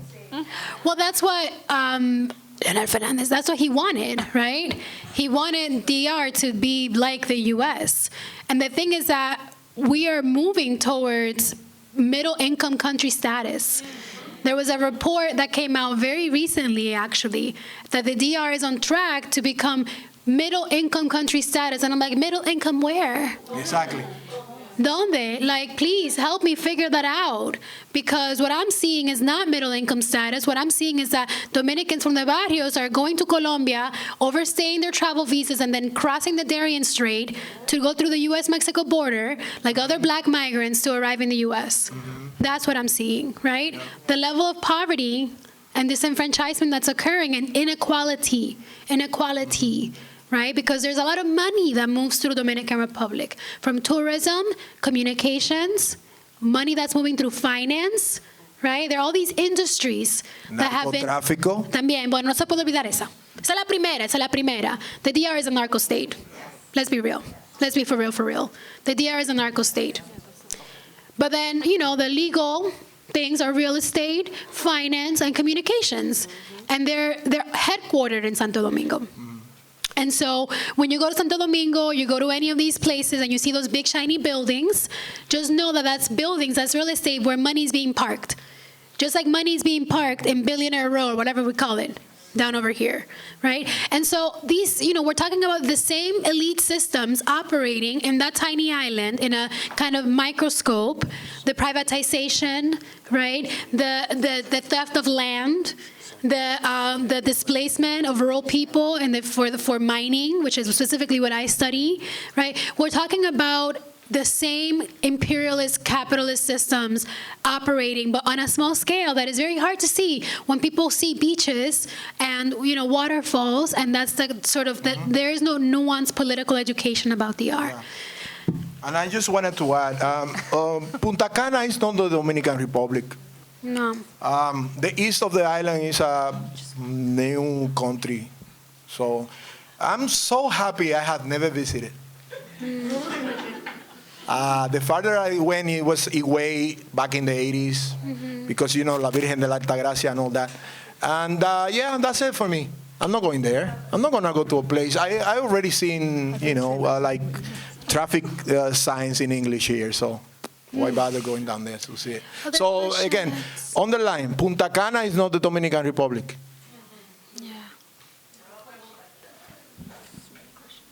¿Qué lo que mi gente? First of all, I just want to say I really appreciate this event. This has been very eye-opening. Mi nombre es Cesar. I am a descendant of African Americans who moved to Samaná. Hey. I am Samaná American on my dad's side. I just have a question because I remember you guys mentioned that. I didn't get much, so I wanted to know, like, a little refresh on that. And my other question is, did they have any relations with the Haitians when it came to liberation? Yeah. Let me reply very quickly. No, the whole Samaná story is super interesting because at one point the Dominican government offered Samaná to be sold to the U.S. And it was a done deal for the Dominican government. The only thing that stopped it was the U.S. Congress. So you have to understand that, the Dominican government sold that part of the island for, especially for the migration of African, free former. They also wanted a military base. They were not that nice. Yeah. They also wanted a military base. They added, they say, no, we send the former slaves, but also, So, but anyway, the only thing that stopped it was the U.S. government. So now I'm going to pass it to Saudi, that part. Yeah, the Chepita. Perdimos a Samaná. The Chepita. Like, literally. So, with that story, so Samaná is a very insular place. Do you know that, actually, I love this fun fact. Samaná was actually disconnected from the rest of the island because there was water that divided it. You know how it's kind of like a little pinky finger? Like if this is Samaná, actually peninsula, it was actually separated. You see that little piece of land? That was actually water for many, many millennia. And then as the water receded, it revealed that Samaná was connected. Because what's beautiful about the Caribbean is that we are the tippy top of a massive volcanic ring. So every island that you see is like the surface of that volcanic ring. It's a beautiful thing, the place we come from. And so Samaná has always been very kind of separate from the rest of Dominican Republic. Samaná had a different indigenous group. They were like Ciguayos there, who were like totally different from the Taínos and the Caribe. So historically, Samaná has always had its own sort of separate culture. And so the migration of African Americans through the AME Church in particular, that sponsor that travel, created that separate community. So there wasn't as much kind of interconnection because also it's very far away from the border, right? Samaná is like, and you imagine back then it was horse and buggy, It was a horse situation with through the mountains, and so there wasn't really, I don't think that level of interconnection. But I invite you to explore further because, as I mentioned, Sophie Mariñez is a grad student. Sophie's a great historian, and she is at Instagram, Black Hispaniola, and she's launching a project, or her group is launching a project that looks specifically at the history of that Black American migration to Samaná. So there will be events, there will be all kinds of commemorations, because this is the time when it began, except, back in the 19th century. So look out for Black Hispaniola and get more info on her Instagram. And another little nugget about Samaná. I'm older, so I remember things as they are. brought back by an amazing young professional, Dominican professional. So the whole party that it was the founding, the accident that it was the first Columbus voyage. By the way, it was really difficult until he came into Guanani, and he was, finally, these guys were going to kill me. So it was like a little party all the way, from there, little island hopping, and then Cuba, and then IGT, and then, welcome, yes, so nice, so beautiful, so big, so nice slaves that they're going to make. And then he reached Samaná, and he was like, nope. Yeah. Knock a few bucks. This is 1492, the first trip. Okay, so I forgot that part. Resistance started right away. Yeah. He never saw food in Samaná in that first trip. He was like, no me. So went back. Yeah. Yeah, there's this narrative that the Taínos were fools, cambiaron espejitos por oro. They traded, trinkets for gold. And it was not in Samaná, it was not a few buck. Step up, And I feel those narratives of resistance get totally erased. Yep. Completely squashed under a very oppressive kind of singular story. Yeah. Yay. First off, thank you both of you so much. Thank everyone that had to put this together. It was incredibly beautiful. Reinaldo, yo lo conozco desde que yo soy chiquita. So you don't change when you're storytelling, which I love that. Continue to stay that way because it's a perfect duel. But I wanted to, my question was specifically to kind of bring it back, and I know that we were also honoring Palestine in the space today. And so I wanted to talk a little bit about, or ask, because I've been hearing that there's been a new technology, and like you say, Renato, our country is the first to try everything out. Okay, queremos ser mexicano, right? Yeah. And so I hear that there's a new technology that is being used on the border of La República y Haití. Yeah. And so I've been hearing that, but I've also been overwhelmed by the amount of genocide. Yeah. So I haven't really been hearing what. So I just wanted to know if y'all can speak a little bit to that. Very quickly, free Palestine. Free Palestine. ¡Viva, viva Palestina! Que viva Palestina. Yeah, I was supposed to touch over that in my presentation. Reinaldo, ¿qué pasó? ¿Qué pasó? Que me asusté. That's what happened. No, but the thing is, the state of the Dominican, all that story I give you throughout until late. Remember, you see the way the U.S. treated the Black Panther Party, and they treated the Young Lords, and all these movements of reclaiming resistance in the late 60s and 70s. That model was applied all over the world. And the Dominican Republic also was, fell into that. I mean, a lot of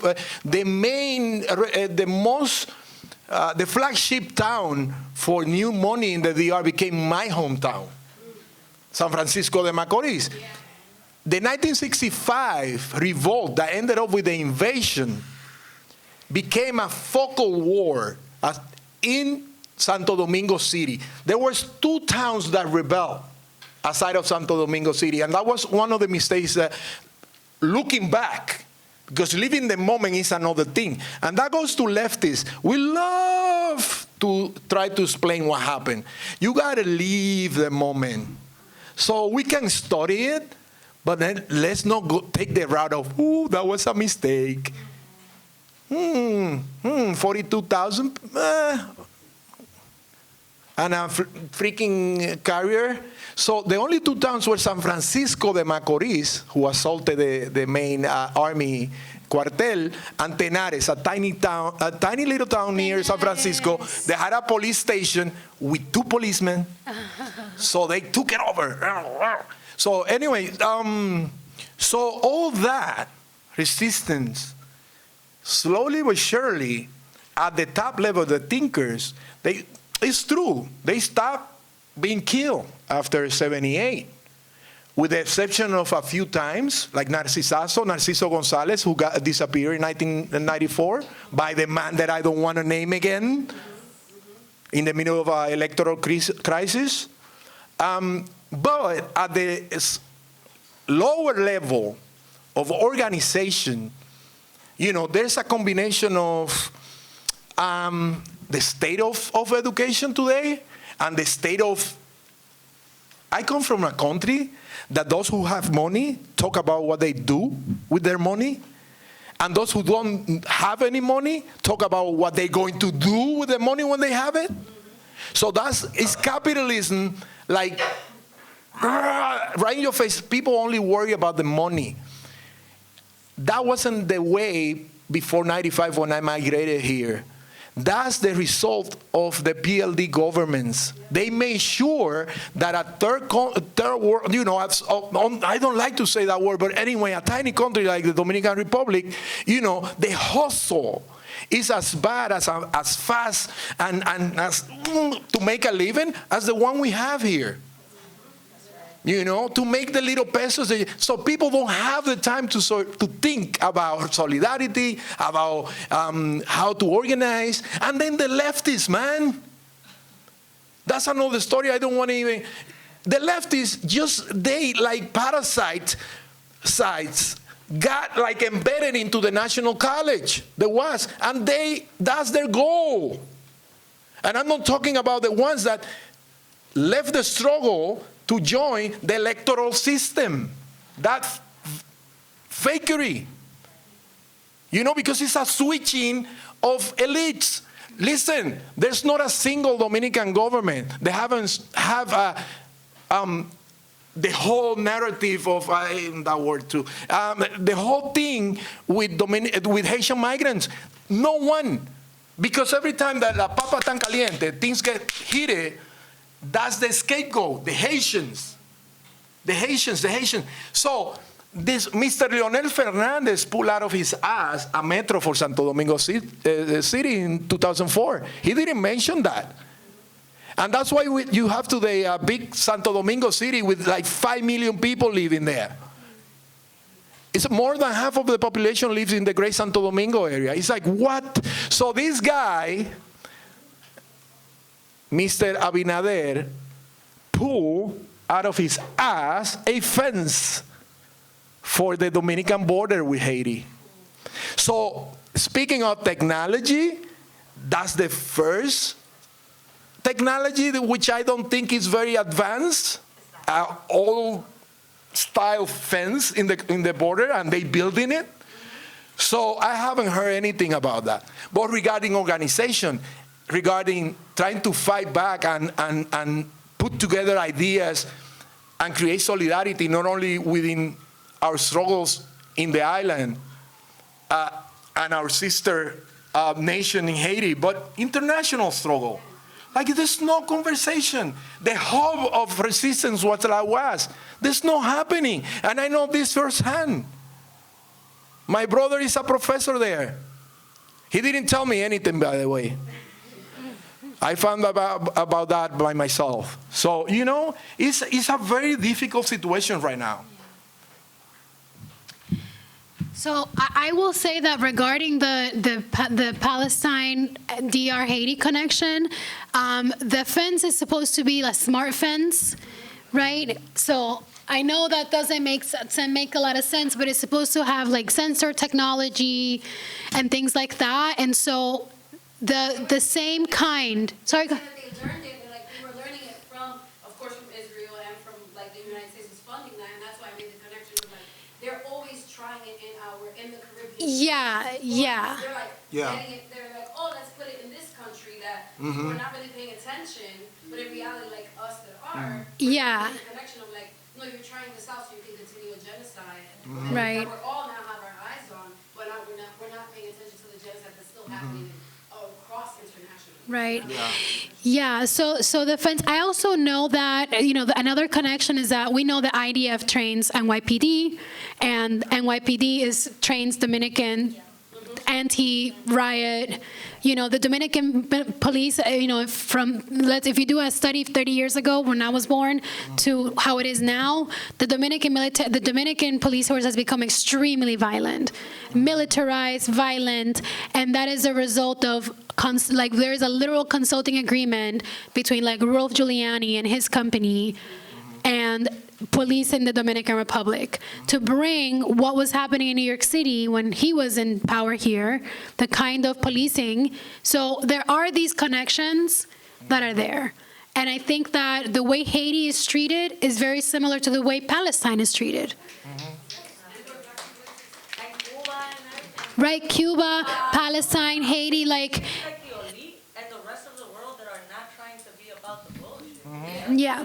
Like really worldwide, we were talking about Palestine and Haiti, like Congo, Sudan, like all of their presentations are just showing us that wherever people come together and resist systems of oppression, the powers that be are not gonna want that to happen, and they're gonna make their alliances, and the rest of the world, though, on the bottom, is still coming together. Because how else are we here? How do you eat your breakfast if somebody's not driving it to you? They're not the king that you crave, or like the celebrity you want to be like every day. They're regular people, and then we always feel like we're less than, or our gods are less than. They will say Haiti's struggling because Haitians crave in a certain way. Right? Yeah. But like, if we really study this country deep down and all the elite, I'm talking about Israel. Israel is the U.S. Israel's never not been the U.S. It's not real. You got elders older than these people. You understand? But we can't say that because of the same fascism that murdered all the people that they were talking about. That Dr. Saudi's talking about, all right, we got this one, but how about all the other people behind them? Because I love the Mirabal sisters, I'm a direct descendant of them, but that doesn't mean that they were the only ones, because they had people fighting for them. And women making their coffee so they could study. Speak on it. So straight up, like, what are we talking about with all this stuff? I feel like we're talking because we have to talk, but when we have to be silent, and we're going to have to be silent, we're still going to be mobilizing and organizing and handing each other little packages for survival like we've been doing for centuries.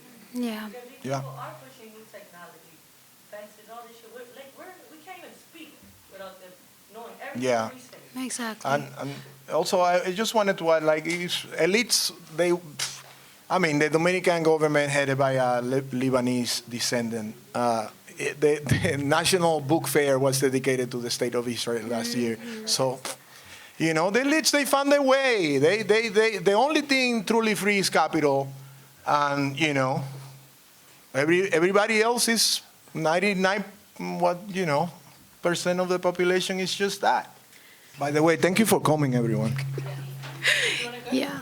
Well, can I just very quickly say that, like, the fear is not real thing is, like, coming back to me, right? Because a lot of people have fear about saying Free Palestine up until, some time ago. It was like something that you had to say in private. But now we're saying it out loud, right? And we're less afraid than we were before. So just like that, free Haiti, free Congo, right? So I think that for those of us who are decolonizing, being able to say the thing that makes us afraid, or like that caused fear in our hearts, or that we thought was gonna be a consequence, that is a step towards greater freedom, right? And so I don't want to take for granted that part. That for Dominicans, saying Free Palestine, we'll say Free Haiti, say it with your chest. Because if you're saying Free Palestine with your chest, then say Free Haiti with your chest. From one to the other is really not that much of a step. So I feel like that is growth, right? That is evolution, that is shift. So that's what I also wanted to say. Cool. I'm not known to be brief, but I'm going to try really hard to do it. Thank you both for presenting and sharing your wisdom with us. I think on Osa's comment about the border between DR and Haiti, the fact that Israel has been using, it's relying on technology that they've been using on occupied territories in Palestine for 75 plus years, and the fact that they can market it to other countries who are also colonial projects. I always make the joke that DR is the perfect colonial project, the perfect successful colonial project because of the way that they've moved. Very funny through our history, but there's very sus, right? Yeah, real sus. So something about the theme about anti-imperialism and struggle and Dominican and Haitian reunification at some point. just reminds me that like all of the struggles are interconnected. So as we see with like Israel, the border wall between DR and Haiti, and COP cities, you mentioned the deadly exchange programs. They have been part of the IDF's like coffers to fund the settler state for as long as they've been around. There's about 69 proposed COP city programs that Israel is directly investing in and profiting from. That is really all about hyper-militarization and obviously unchecked racism. And the piece around like Abinader, he wants to essentially take the mantle from, Leonel and Abel Martinez for being like anti-Haitian nationalist garbage. So it's definitely like a pet project for him. So of course, if he can be a Zionist at this moment, he will be. But I think that's all this to say is like, for you as a historian and for you as an artist and a culture worker, I'm thinking about like, what are the narratives and what are the things that people who are not necessarily like nacionalistas, right? Because they're basically Nazis. Like, what are the things that people latch onto as like oh, actually you're providing me with like a lens that I hadn't originally had before, a perspective I didn't really have before, because most folks are, they don't have the media literacy. I mean, we also don't have media literacy here in this country. They don't have access to education. They don't have, all these things, right? So I'm just curious, like, what are some of the narratives that you both have seen, heard, or have like interjected in the work that you've been doing?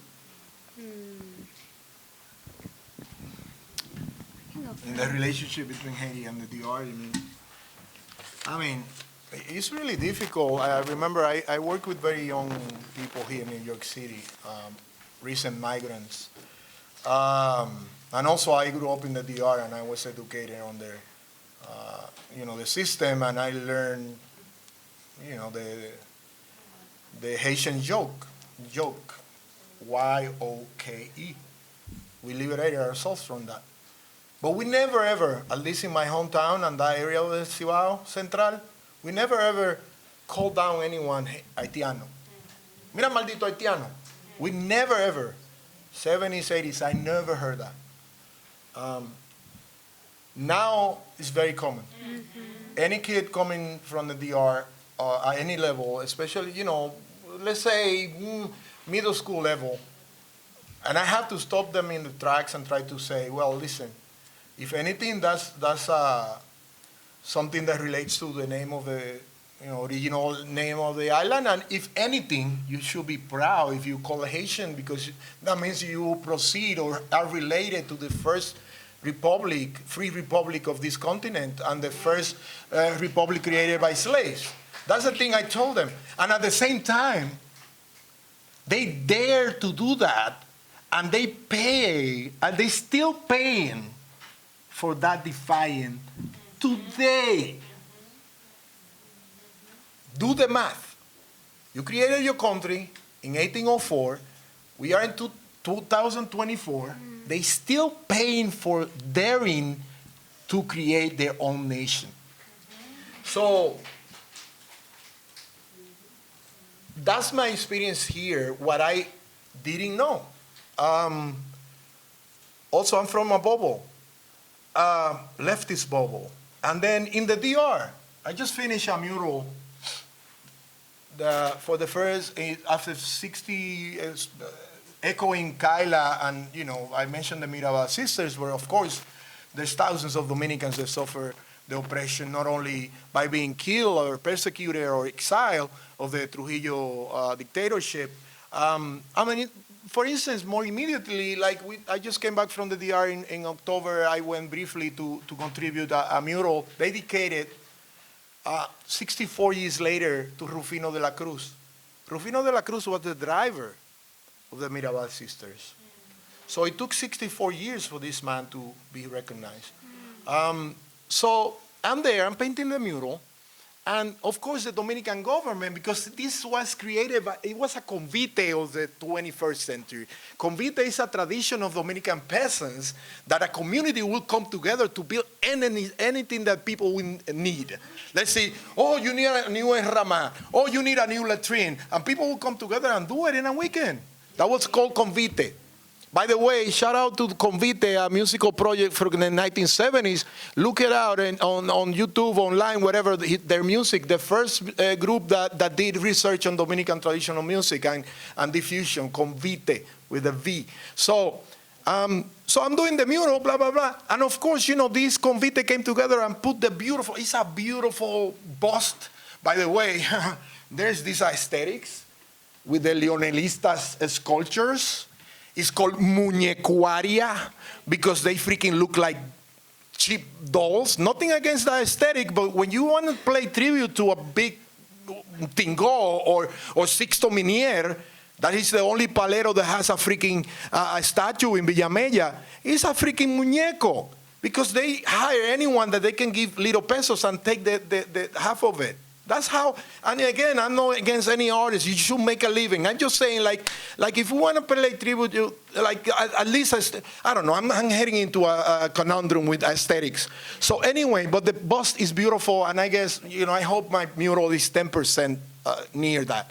But the point is that when the Dominican government find out, we're doing this thing next to the school, the primary school, and the school is a product of Balaguer in the 1970s, and of course it doesn't have a fence. And by the way, the new schools in the DR of the last 25 years, they look like freaking forts,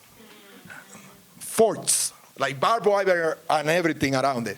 So of course they have to rush and build a new beautiful wall, and to have like school, at the level of this thing. So of course, who's the one building it? Haitians and a couple of Dominicans. I'm finishing with this.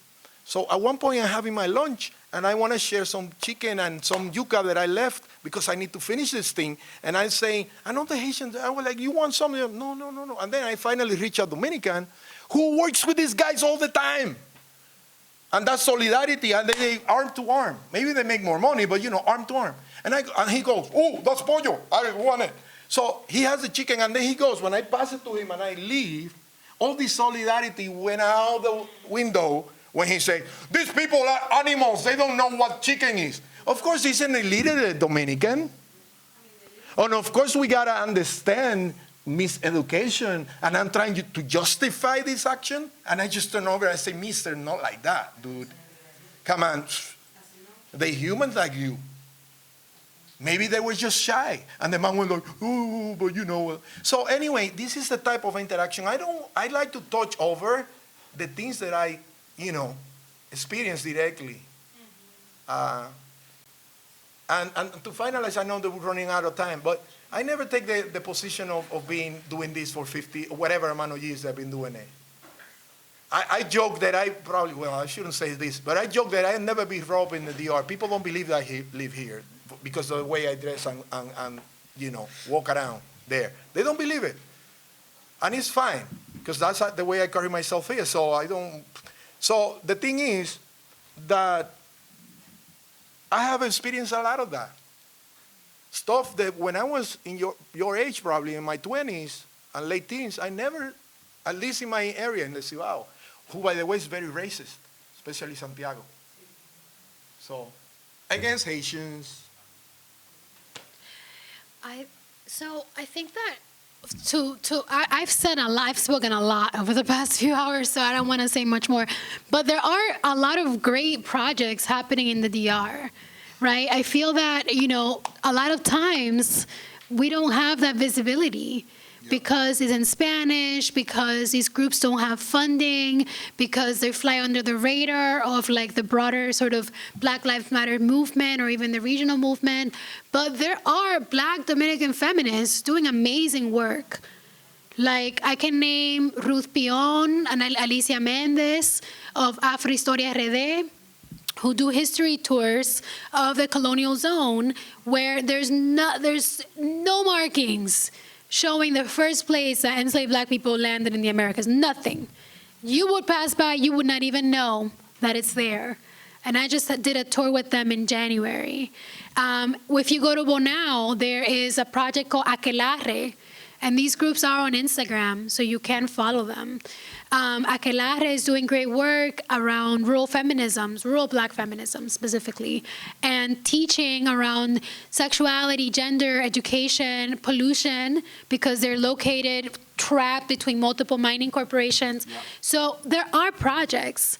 There are people doing work. We just had a concert at Rutgers that brought like some of the most important artists of the Afro-Dominican music scene, including Xiomara Fortuna. So the cultural scene is where a lot of stuff is continuing to happen because we need that to survive. Like the Dominican movements are in survival mode right now. They've been that way probably for a really long time.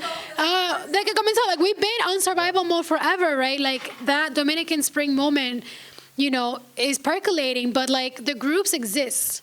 So I think what I would say is like, go find these groups, connect with them. If you visit DR, say, hey, Aquelarre and Bonao, I want to come hang out at your house. I want to come visit y'all. Hey, Afro Historia, can we get a tour going? With Sophie Monegro. I'm sorry, I keep saying Mariñez. It's Sophie Monegro. I'm sorry, Sophie, if she watches that live. I'll just tell her in the WhatsApp chat that I'm sorry. But, because, there's always that WhatsApp chat for everything. But it's Sofia Monegro, like, doing great work around this commemoration in Samaná, and there will be events to attend. So, like, explore the DR in a different way. On my own Instagram, Dr_Saudi_Garcia, I'm going to be posting some of the people. I'm like always trying to highlight their work because they are in the trenches, right? They are in the trenches. Day in and day out, right? Groups like Junta de Prietas, Reconocido, Cineforum Chinola, that's doing film, like Black films, Afro Historia RD, Acción Afro-Dominicana, like, of course, Alba's group. Like, there are these projects surging, right? The Asway group that's doing fantastic music, Legacy Women's Drum Circle here in New York. If you follow folks who are, folks like, la hermanita que teach a BMCC, ¿cómo es? Que hacen los palos. ¿Cómo es? Historian, our friend, she's, Lisette Corniel, Lisette, yes. So Lisette hosts a lot of celebrations throughout the year because also we have our own calendar of celebrations that honor our spirituality. Yep. Like St. Patrick's Day, no, that's Fête d'Ambala. Yep. Because we mass all of our saints underneath theirs. You feel me? So remember and keep the calendar of our culture, our celebration, right? As things kind of percolate and grow, we have to maintain our identity of who we are that has been stripped out of us and stripped away from us. Yep. So, we are on survival mode. I'm okay saying that. But we have to keep each other and keep ourselves. But also to finalize, the last thing I want to say that in my eyes, talk me out. Like these guys, young Dominican, U.S. Dominicans, first generation, whatever they call it, like you guys, in my eyes, you're redeeming the whole Dominican experience because you're tagging, these people in the DR, they're tagging the immediacy. The immediacy. You're tagging the broad fight. So I'm just so glad that I don't know why you invite me, but it's okay. So I'm so happy, in my eyes, you redeem my, but wherever we come from in that island. And, again, being part of Estirpe, that I don't know, which is, again, that little bubble that they're finding out very late in life that I was within the minority. So it's a long fight if you truly believe in humanity and a common sharing of love and blood and beauty. It's a long and very difficult trip, but you never regret when you aim it and you took it and you are in it. You are in it. And that's it. There's no way out. Just two names. That's it. Sonia Pierre, Hansi Martinez. Thank you very much. Yes, thank you. We're done, we're done. We're done. A lot more questions. So, Time to go. but it's time to go, unfortunately. Yeah, But this is a multi-part This is a solidarity multi-part- building series. Yes. So save them questions, but also, send the questions to us, or let us know, like one of the organizers know, and we'll write them down and get the answers for y'all. But yes, real quick before we go, I just want to name one thing that's coming up. Maybe Alba can share just a little bit, or I can just summarize a little, right, Alba? Okay, so Border Health Mission to Haiti, Punto Salud is having their upcoming trip to Haiti in order to provide medical support, help the community in Haiti and on the border of Haiti. And you can find out more about that trip. It's happening in July. You can sign up for the trip and find out more about it on mindfulbordermission.org. And we're gonna share like an email blast with this information about Border Health Mission to Haiti and other resources and action items that folks can take away and walk away from the space with. So thank you all again. I want to thank all the organizers and Zainab as well. Zainab runs a platform called Caribbean Archive, and it's amazing. Please follow at Caribbean Archive and support Zainab's work. Yes, highlighting Caribbean women, right? Nah, I don't. Yeah, I know. Or you want to just say goodbye? Yeah, I just want to say thank you all for coming out tonight. Thank you, thank you, thank you. Have a good night, and it's a wrap.